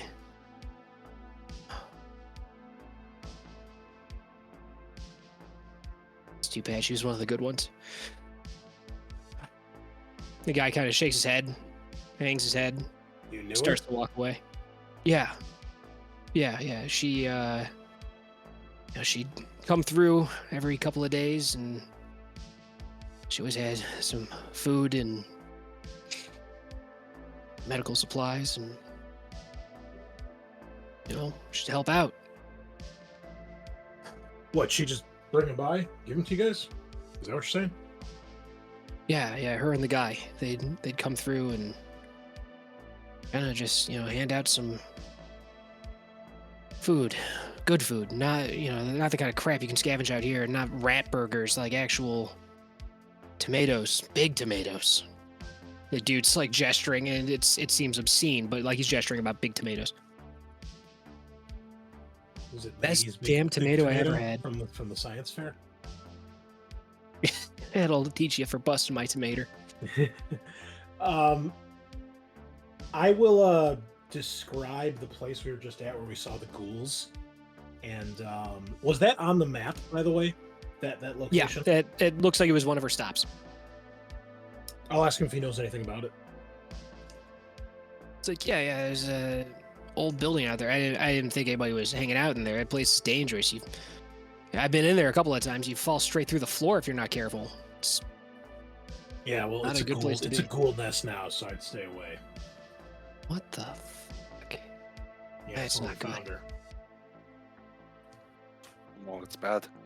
It's a good thing I got this coat, or I would be one like her. Oof. It's a shame. It's a real shame. He goes and he walks up and he gets a little closer. If you guys aren't gonna like point guns at me, he's got his hands up in like kind of a hey, don't worry about me kind of pose. And he gets up and he caresses her cheek with the back of his fingers, and kind of hangs his head. And she was one of the good ones.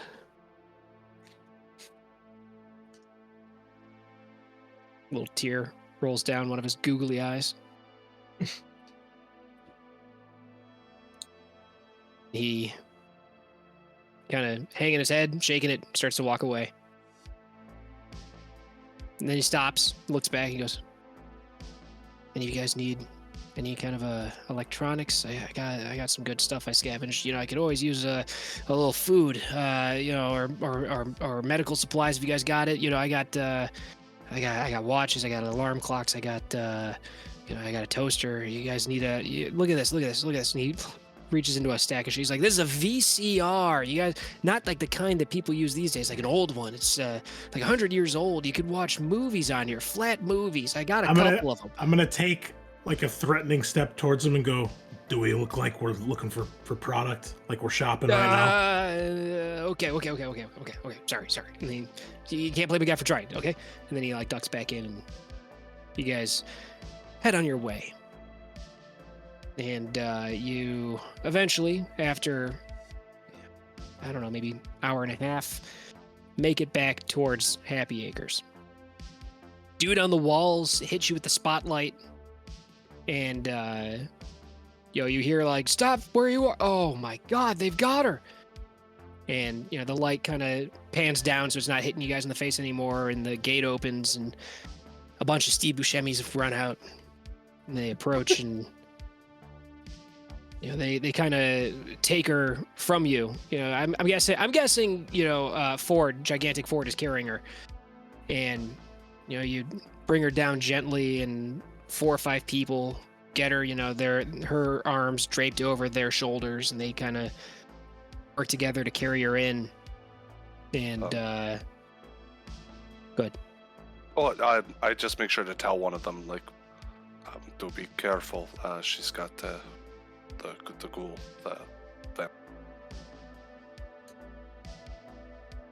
So they bring her in, and they go. The guy gives you a nod, and they're moving quick. There's a lot of people, and they go into that hangar area of the farm. You guys are following in? Yeah, if nobody does so, I'm gonna go towards Ullrich's place. Or, no, I'm Ullrich. I'm gonna go towards Ullrich's place. I'm going home. Yeah, I'm gonna go towards Ullrich's place to make sure somebody tells him. Yeah, I mean, they're taking her to the farm. So, yeah. So you guys go in. Somebody shuts the gate behind you. And you guys move in. They're heading towards the hangar, and they clear off a table and they put her on there, and a couple of guys come over and they're looking at her, and one of them's adjusting his glasses, and he's like, oh, this isn't good. This isn't good. And Ullrich gets pulled aside, and he comes over and he's like, oh no. What happened? What happened? What happened to her? You got to tell me what happened. I'll hand him the map. What the hell is this? Looks like your wife and a friend were making stops, helping out people, giving them food and medical supplies. She stopped at this place, and I'll point to the apartment. It's a nest of ghouls in there. I can't believe it. And he's, his face is turning red, and he looks pissed.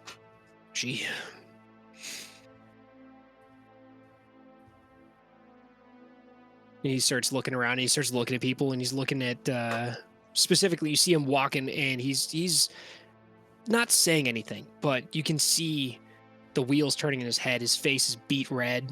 This guy's jaw set, and he's looking, and you notice he's looking at all the different guards, and he's looking through the guards, and he's like, "Where the hell's Mel? You go out there with her? Was there anybody with her?" Is that the name of the guy that we think was with her? Or that Yes. she went with? Okay. I'll say, yeah, pretty sure he didn't make it. Son of a bitch. She always had a big heart. Help anybody. That's what a few of them said on the way back. I guess, no good deed goes unpunished. You said there's ghouls? Nest of ghouls? Yep. And, he grabs the guy by the collar, and he fucking pulls him in. He's like, you get everybody rounded up. Round up posse. Everybody get the guns. We're gonna get revenge. Clear them out. He goes over to her. He's got one tear, one muscly tear rolls out of his eye. And he puts his hand on her chest. And, she's breathing. It's shallow. Her chest is up and down. His hand rises and lowers with her. Puts his other hand on her face, caresses her cheek. This little tear falls onto her face. He wipes her hair off of her face, tucks it behind her ear, and she's still kind of quivering. And I told you not to go out there. You're stealing food. God damn it. And he pulls out a gun. And he takes the gun. He points it at her, and he's kind of shaking. God damn it, I can't do this. I can't do this. All right, here's we're gonna go. We're gonna take care of them ghouls, and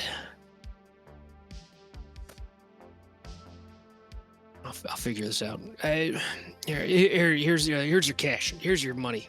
And he fucking just hands a wad of money over, and everybody's starting to kind of get worked up and see people run into one of the sheds and unlocking a thing and grabbing guns, and a big posse starts rolling out. This could be an opportunity to capitalize. If not, just simply help these people. Chuck does kind of side-eye you at that. What do you mean by capitalize?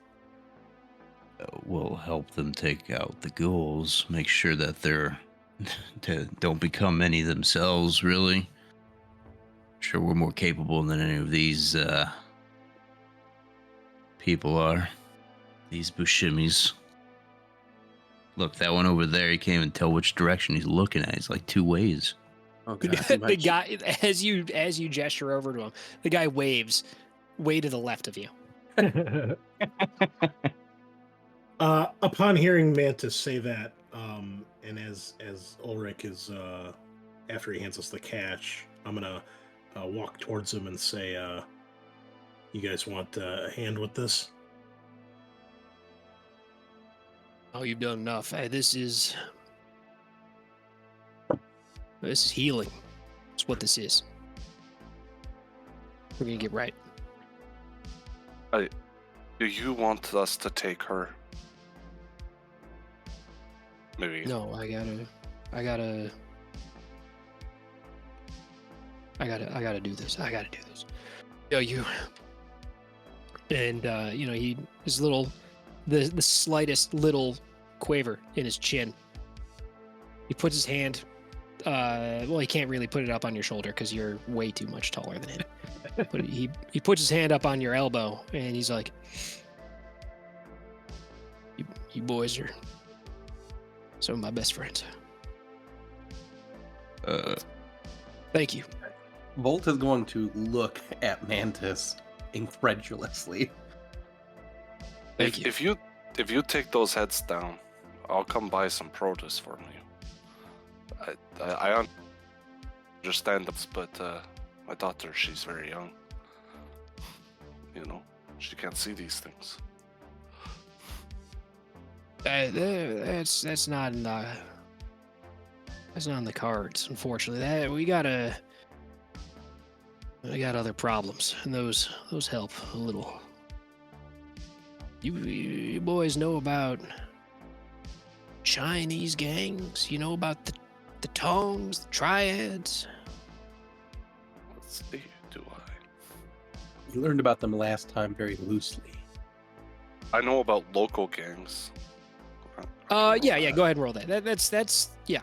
I mean, they're not like in China. It's just people from China. They're local. They're in Seattle.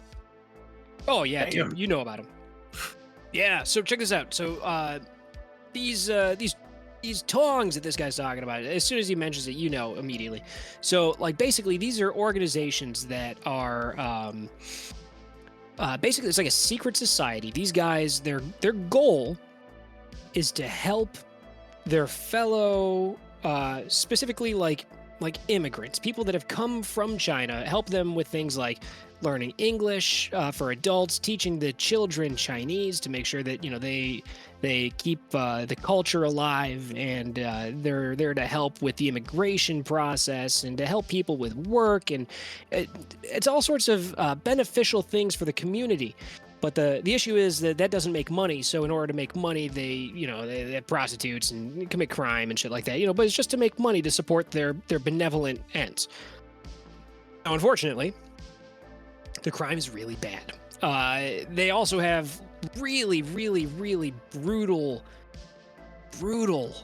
murderers. Like highbinders, like these dudes, they're like hatchet men. Like they will walk out in front of anyone, they don't care, and like murder someone with a hatchet, broad daylight, middle of the street, and they don't even care. And like if they get arrested, like they will never say anything. Like they are so incredibly unbreakably loyal. Like a dude will slit his own throat before he gives up the tong. So bad news bears. Tough guys, really, really tough guys with a heart of gold. Yeah, so he mentions the the triads. Yeah, so yeah, we got our own problems. We can't take these down. We got to let them know that we mean business so they don't come in here and try to take what's ours. Understand. I'm trying to build something here.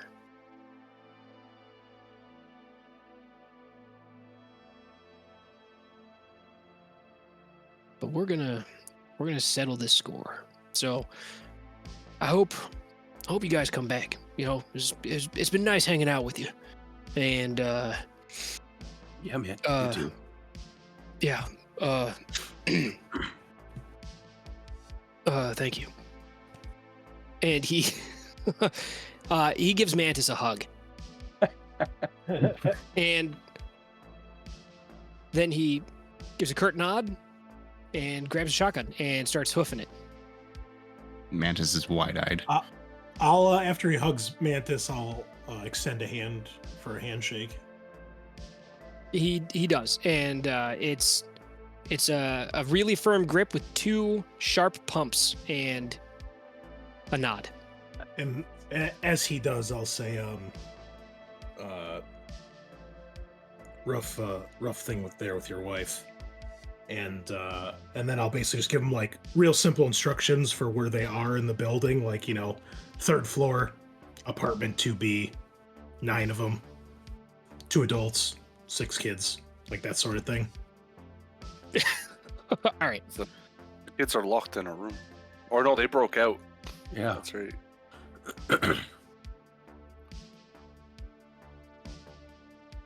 Like, So- the threat gets it, right? Like he doesn't like care all that much because like it's not his family, but he gets it. Like, and he'd probably be doing the same thing. Like, let's just go fucking burn this place to the ground. So he gets it.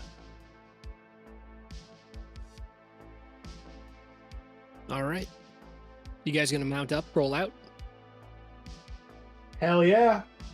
I'll get in my Alright, car so- and drive it through some garbage. Yep. Bolt will see if he can buy like 1 or 2 real tomatoes for dinner. Absolutely. The guy that you go to pay for it, and one of the Buscemi's just kind of he looks at you sternly, shakes his head, hands you the tomatoes, and then gives you a little nod. Oh, thanks, man. Nice. Good luck. And he'll turn and go back. As soon as we're There you go. alone, Mantis will give Volt a look like, what? What? I wanted to try a real tomato. I've never eaten real food. It blows your mind. Like nothing has ever tasted like this before. Everything that you've ever had has tasted. It's basically everything you've ever had has been the LaCroix of whatever it's supposed to be. Oh, you might as well kill yourself. Flavor That's your scent. food. Oh god, so Yeah, terrible. like it tastes like hint of lime. Yeah, so So like these bad. tomatoes, like it's amazing, and the texture. Oh my god, it's not just soy and tofu. Like the skin's got a little bit of a snap to it when you bite through. Oh man, it's great. Mantis. Seeds, juice rolling down the chin. You need to try this. Anybody that eats one, it's amazing. Like, I will holy offer shit. My half-eaten tomato to anyone who would like to try. Hell yeah, I'll try it. Damn, that is good. Right? Oh yeah. I didn't know food could be so juicy and not sawdusty. There's very, very few pig anuses. But yeah, so you... no, pig anus would be a delicacy. You can't get that shit. Right. So you guys get your cash, full cash reward. Big 10K. You guys get another 8 karma, and you guys make the trek back to you get to the car and you make the slow drive out, carefully not destroying the car, driving through trash, and you make it back out. And as soon as you guys get far enough away from Rat's Nest and through the Barrens, all of your comm links start to kick in, one by one. Sure, some of you guys have different carriers, so it takes a little bit longer. And one of you's like, "How do you have 4 bars? I got nothing." But you get lit up with messages. So each one of you, with different timestamps on it, get messages from Dr. Doom. Each of you also gets a message from Mr. Johnson. So the message from Mr. Johnson says 4 p.m. tomorrow. And that gives you guys at this point about 14 hours to get to this meeting, assuming that you guys want to go. And he doesn't give you an address. You guys are able to put together, it's probably the same place. You get messages from Dr. Doom. And it says, "Thought you might be interested. Looks like Gortys was acquired. Check the link." It has a link. I clicked the link. You click the link, you do it, and it goes to an article saying that it has been acquired by Stevenson Holdings, which doesn't mean anything to anybody, but this is a real small. This is like a blurb. Like nobody would pick up on this. It's just like a ticker thing that whatever. But you get that, and if any of you guys do any kind of digging into it, is anybody interested in digging into that? Yes. Okay, cool. So you do a little bit of digging. You're able to find out that is a wholly owned subsidiary of Ares Macro Technologies. So it looks like Ares purchased Gortys Alchemical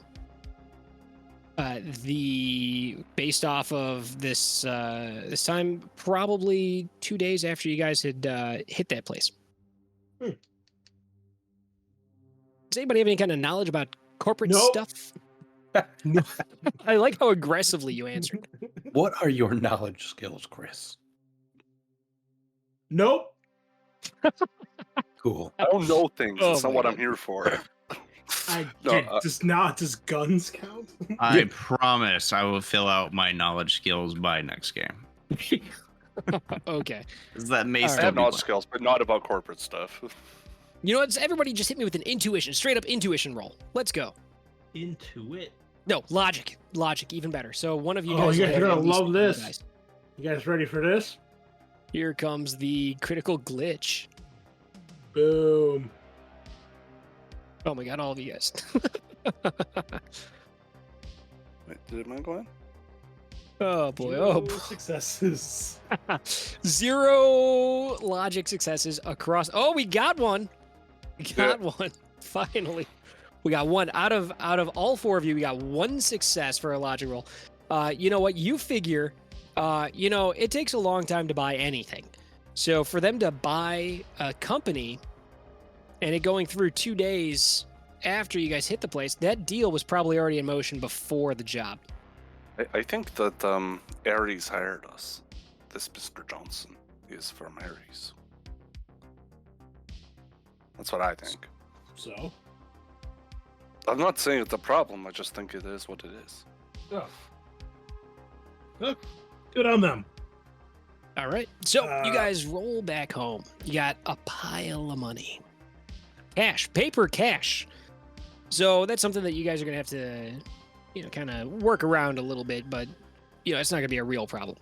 It'll be a little weird when you're trying to buy stuff, but, whatever. Adam, how much did we get from the second half? How much was it?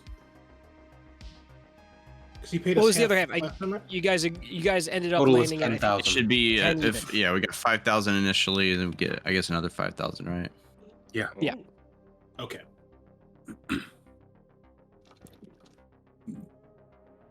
And There you go. none of you guys got infected, which is Unfortunate. either really cool or unfortunate, depending on how you feel about it. Definitely unfortunate. Since it was ghouls, would we have automatically gotten the ghoul strain?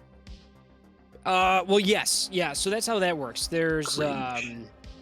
yeah, you wouldn't turn into like a vampire or like a Wendigo or something like that. It's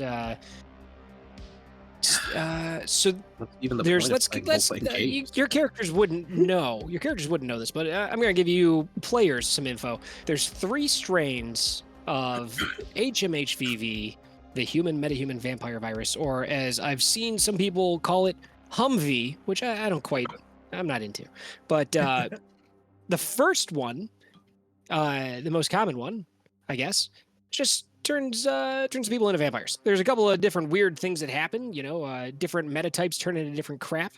The second one, I forgot what it's called, but it does real weird shit. And then the third one is just ghouls across the board. Regardless of what metatype you are, you turn into a ghoul. That's one into vampires. I think some elves can turn into vampires. There's like Wendigos that I think trolls turn into, or not trolls. Orcs turn into like a Wendigo. There's like a Bandersnatch that, and like all sorts of weird shit that can happen. So yeah, this one just straight up would turn you into a ghoul, regardless of your metatype. There could be troll ghouls, which that'd be bad. You don't want that. Like, what Probably if I be a was lot a harder than sentient children. ghoul? Yeah. We came close. Oh yeah. You tried your best. Not for lack of trying. Nah, I didn't try my best. But yeah. So you guys made it out of there, and you got a pile of money. You got a meeting set up. You guys plan on going to this? Oh hell yeah! For sure. I text back like a sunglasses thumbs up emoji. There you go. You get no response or anything like that. No, but So let's see. We got a little bit of time left on the clock. So is there anything that you guys need to do before heading to this meeting? I mean, I'll take these guys back to their place and Sure. perform my duties as a parent, I suppose. Like I kind of rush back and like I'm late for picking up the kid from the babysitters. Oh yeah, by the time you get home, it's what, probably like 3 a.m. So you I get was gonna say you we get have there, just enough time to rest. Yeah.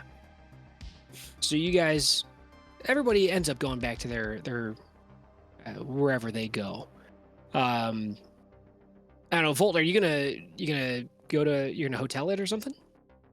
No, he got his joyous experience of the high life. He's ready to go back to his Back to the natural spot. habitat. Yeah. Okay. that's, So yeah, you that's end kinda up- sad too. Yep, heading back to, I'm guessing you probably have like a tent or something set up somewhere. So, you duck under the overpass in your little tiny tent It's that you a have set burnt up. out and- building. Thank you. Okay, excuse me, your burnt out building. You duck into there and, homeless, sweet homeless, I suppose. And, Mantis does the same. Knuckles gets back to his place. You got, what's your lifestyle, Knuckles? I have to find it. My lifestyle is low, Okay. so it's a step up from squatter. I have basically a real like small, dingy apartment that it's nothing great, but it's a roof over my head, and it's it's all he really Oh, yeah. needs. He's not So- a very needy person. Yeah, you get back to your apartment, you open the door, you go in. When you open the door, you have to go in sideways because it's real tight.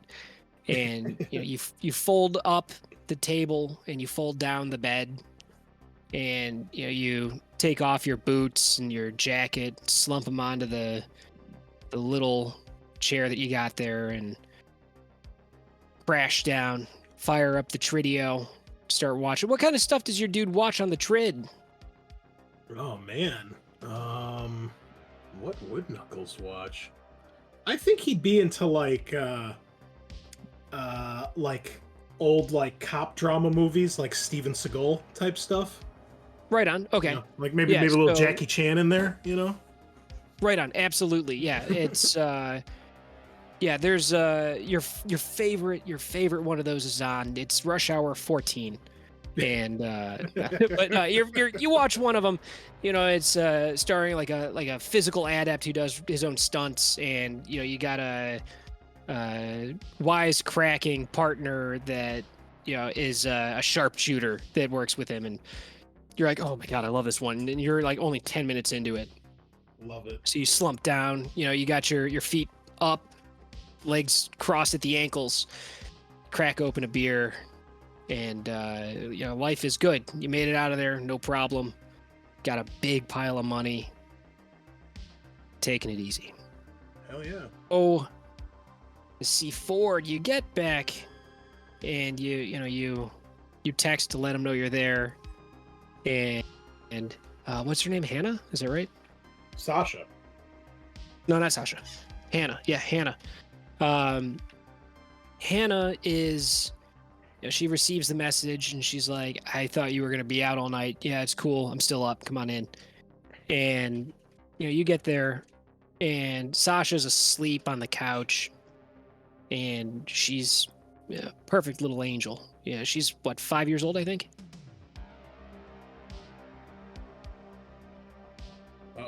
Uh-oh. Oh, you can't hear me? Now we can. No, now I can. Okay.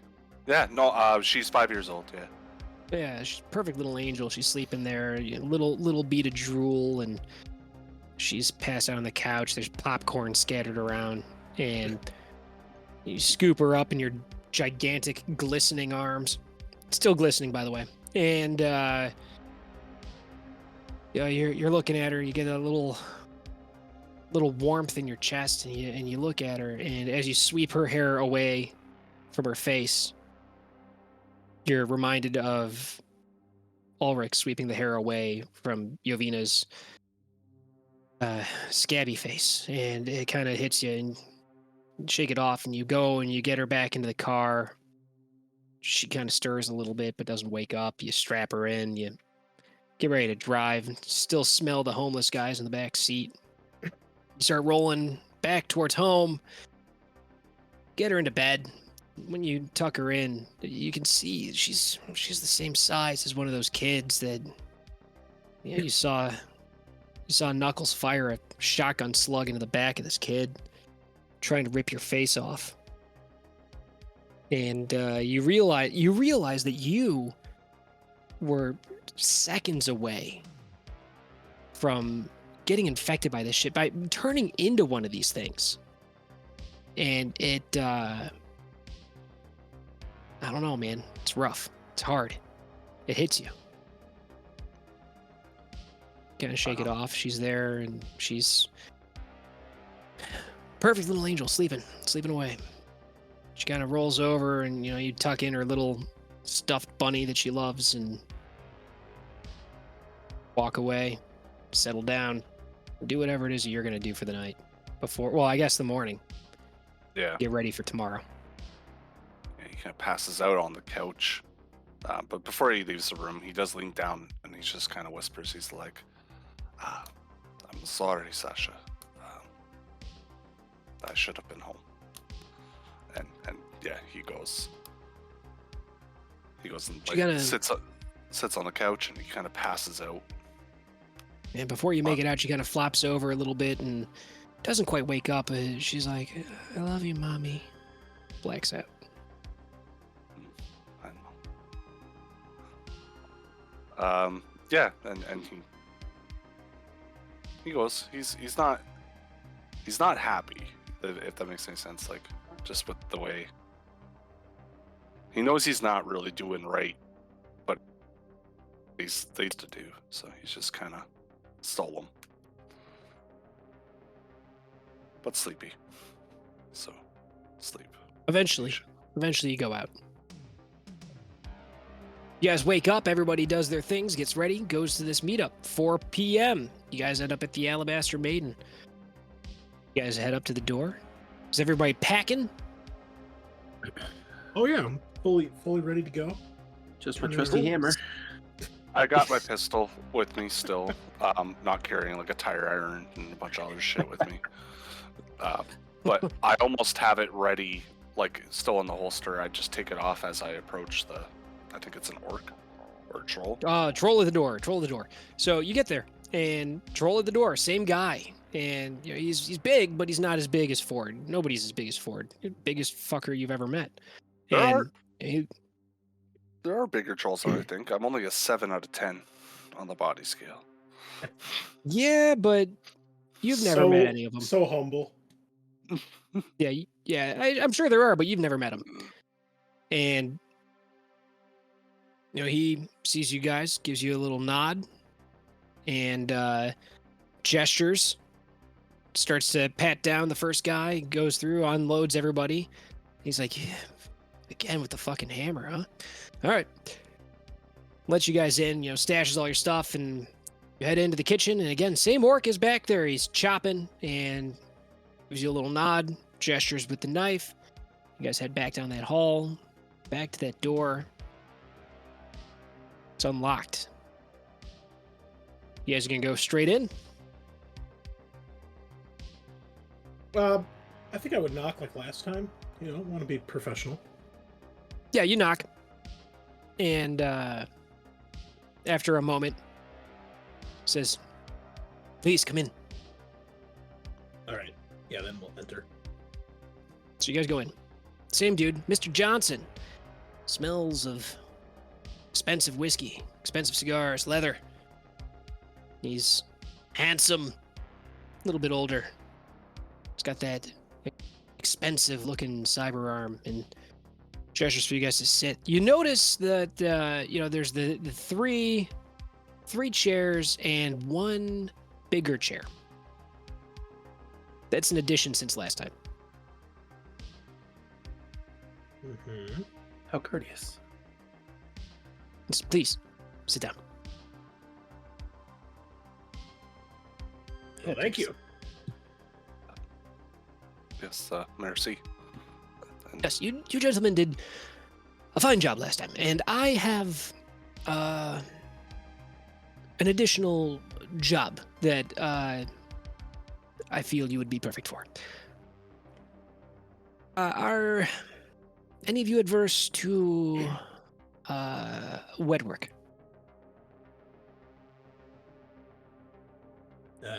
What does he mean by that? I don't Murder. know what he means by that out of character. You Oh, definitely see Mantis frown.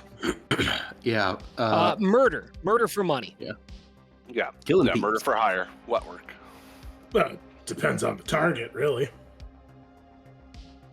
Well, unfortunately, I cannot divulge that information before knowing that you will take the job. You understand, it is delicate information, and if you are not going to do it, I don't want any information leaked. I mean, I'm not gonna go ice innocent women and children if that's what you're asking. No, nothing like that.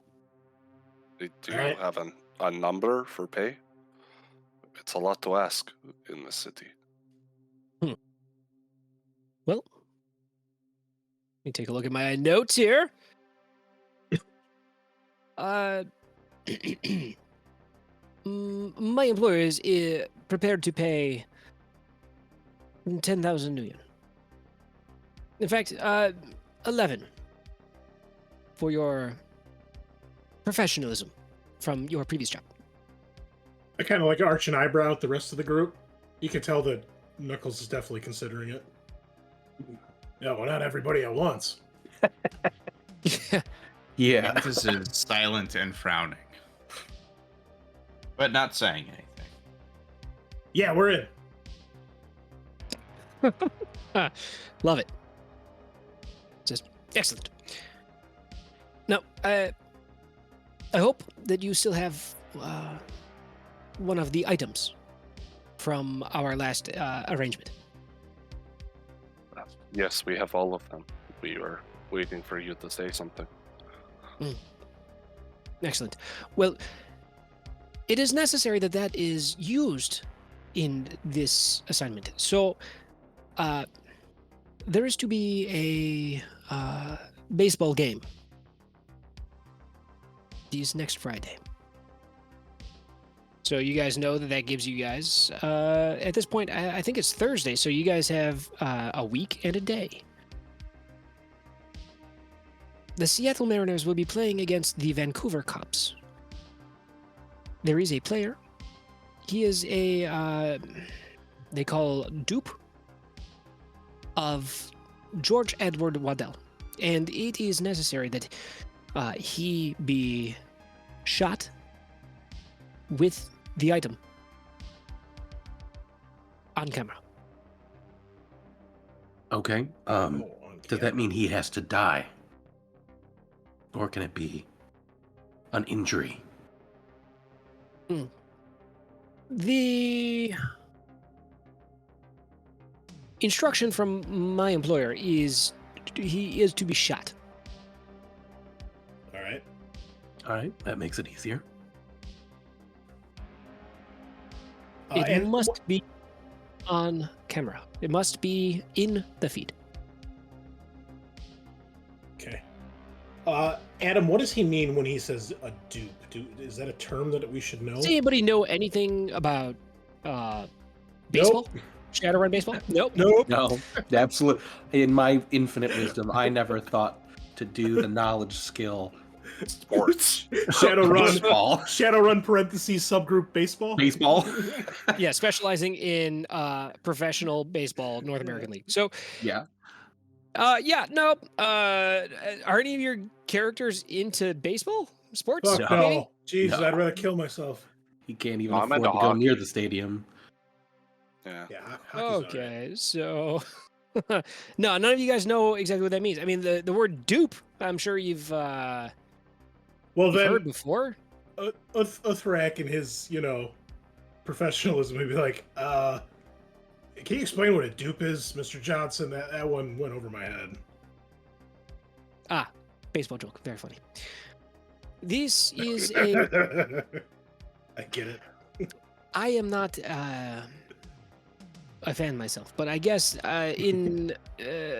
he is a player who has had cosmetic surgery and skill wires and other implants to become a different player.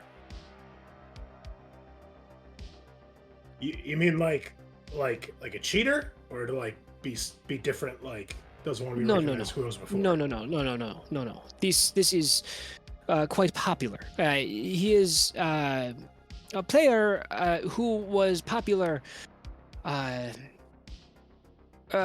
the early 1900s. Oh, I get it. Okay. So like if I wanted to like, I don't know, be like Steve Buscemi, if he was my favorite actor, for example, I could become a dupe of Steve Buscemi. I suppose. I look at the rest of the group like, right? Like I figured it out. I'm putting it all together. I mean, they're homeless. I don't think they all afforded that.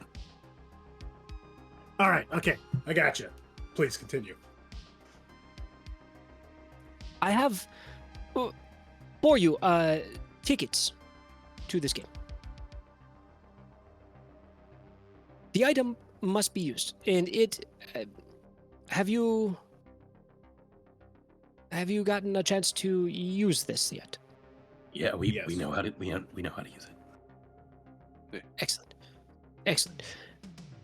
The item must be used to do this. You must shoot him with it while on camera. The tickets are here, and he slides across a little storage device that'll plug into your phone. It's got the information on there, and it's also got, he tells you it has the relevant information on there. How you Okay. execute this is up to you, but it must be in the feed.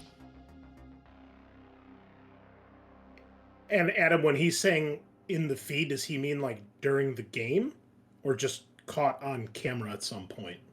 Like while people are watching the game on TV, Okay. they okay. need That's to what I see it thought. happen. Yeah. Dude, this is so awesome. I'm so excited. This sounds like it's gonna be so cool. Oh, I like this too because like we're gonna have to make sure they don't turn off the fucking feed, like when it starts, like if they catch us. Okay. Exciting. All right.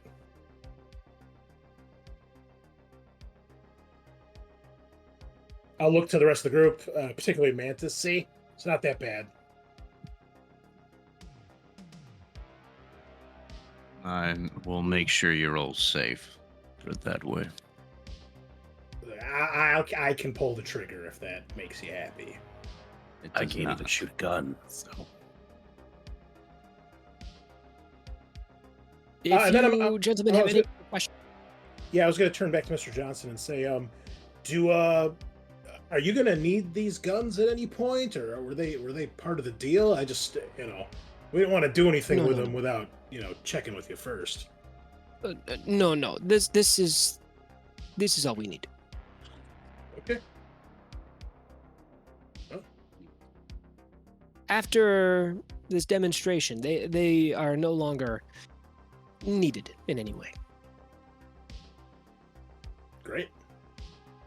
Yeah, so normally Shadowrunning's done like in the shadows, not in a place that public television is actively filming. I feel like maybe we can get a little bit more than 11,000 for this. Ooh, the negotiation comes out of left field. Boom, baseball joke. Oh, baseball. All the jokes. Do that roll, buddy. Oh, okay. Did we get any healing from sleeping? Okay, so let's consult the rule book Oh no. about Please don't. healing. So, Healing, yeah, how about who's got physical damage on him? I do. Bolt, definitely. Yeah, physical damage is not fun. The stun damage goes away pretty quick. Physical Wait, damage takes forever. I could fucking heal myself with a heal spell. Oh, maybe. Use your So, fancy here. med kit. So, natural recovery, right? Page 206 is where it begins. So, stun damage, right? This is on page 207 of the core rulebook, Shadowrun 5th edition. It says, make a body plus willpower test per hour. It's an extended test. The character must rest for the entire hour for it to count. 4 snaps and unconsciousness also count. Each hit heals 1 box of stun damage. Now, if you have any physical damage, you cannot heal stun damage. You have to heal the physical first. So who's got just stun? Ford. Ford has 7 points of just stun. Just a pile of stun. Okay, so that is body plus willpower, and you can make that test once per hour leading up to this meeting. So I think you get at least 8 of those in there. So go ahead and fire those off. Let's see how many you need before you're up to full. Hopefully you make. Oh, you know what? It doesn't even matter because you guys have. If you guys aren't doing anything crazy before this, you got over a week, so the stun will go away. But you got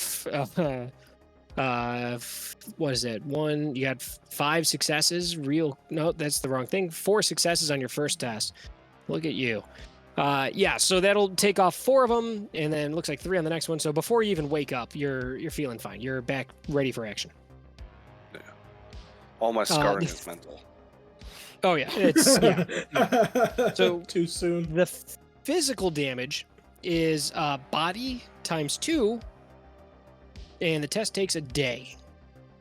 And you must rest for the entire day for it to count.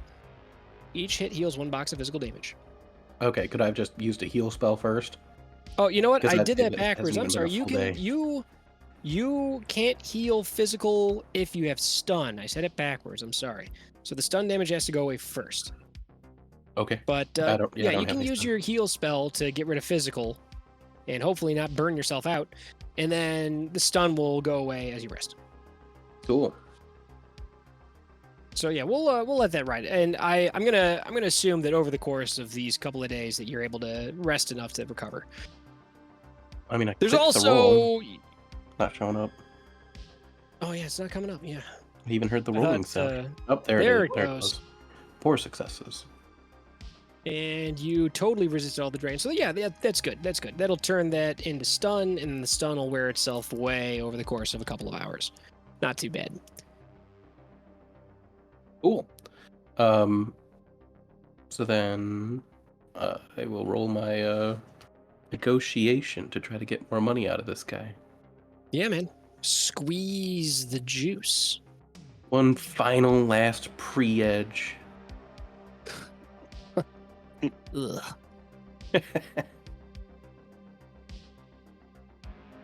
Only Oh two man, I rolled like successes. trash. I got Oh no, I got 7 3. successes. You got 7. I got 3. So yeah. Oh yeah. Let me bust out the old calculator here real quick. My old friend, the calculator. I'm well acquainted. All right, so that's going to put you guys at 12. You know what? We're just going to make it a nice even 12 grand instead of the 12 and 80. So 12 grand is what you're able to weasel out of this gentleman. I was kind of hoping you'd fail just so I could say swing and a miss, but, you know. Fuck you, man. Baseball He joke. knocked that one out of the park. Oh, nice! Nice. Can we just make baseball jokes the whole time we're doing this job? Like, that'd be fucking great. I Luckily, think we have you a week to to. fucking find out some baseball jokes. Yeah, I'll have a list of them ready to go so we can just fire them off. All right, so there we go. You guys get that information. You guys depart the Alabaster Maiden and get all your gear back. And the guy daintily hands you the hammer. He's holding it between his thumb and forefinger as he hands it back to you, and smiles. And you guys Hey, head thanks, off. Yeah, thank you. And you guys head out and drive off into the late afternoon. Early evening? Late afternoon. I don't know. 4:30. You guys were in there pretty quick. The whole meeting took, I don't know, 10 minutes. So somebody connects and checks out this information. Who wants to be Sorry, what's that, Adam? You cut out? who wants to be the guy to check out the information that he handed you? I'll check it out if nobody wants to. I literally Yeah, you can't. You slot the chip, and you've got some information on here. And if any of you guys have access to real-life internet, George Edward Waddell is somebody you can look up. The way that baseball has gone, because, you know, there's all sorts of high action entertainment available, and attention spans have shrunk down to nanoseconds. Baseball has gotten to be too slow paced for most people. So it's turned into. Imagine that. Yeah, right? It's turned into this kind of ridiculous fantasy baseball situation where team owners will pay athletes to get surgery and skill wires and all these implants to turn them into previous star players, and they can build their own fantasy team out of star players and compete that way. So it's like, oh, who would win in a fight? Muhammad Ali or Mike Tyson? And like, Yeah, why not that's just awesome. have that happen?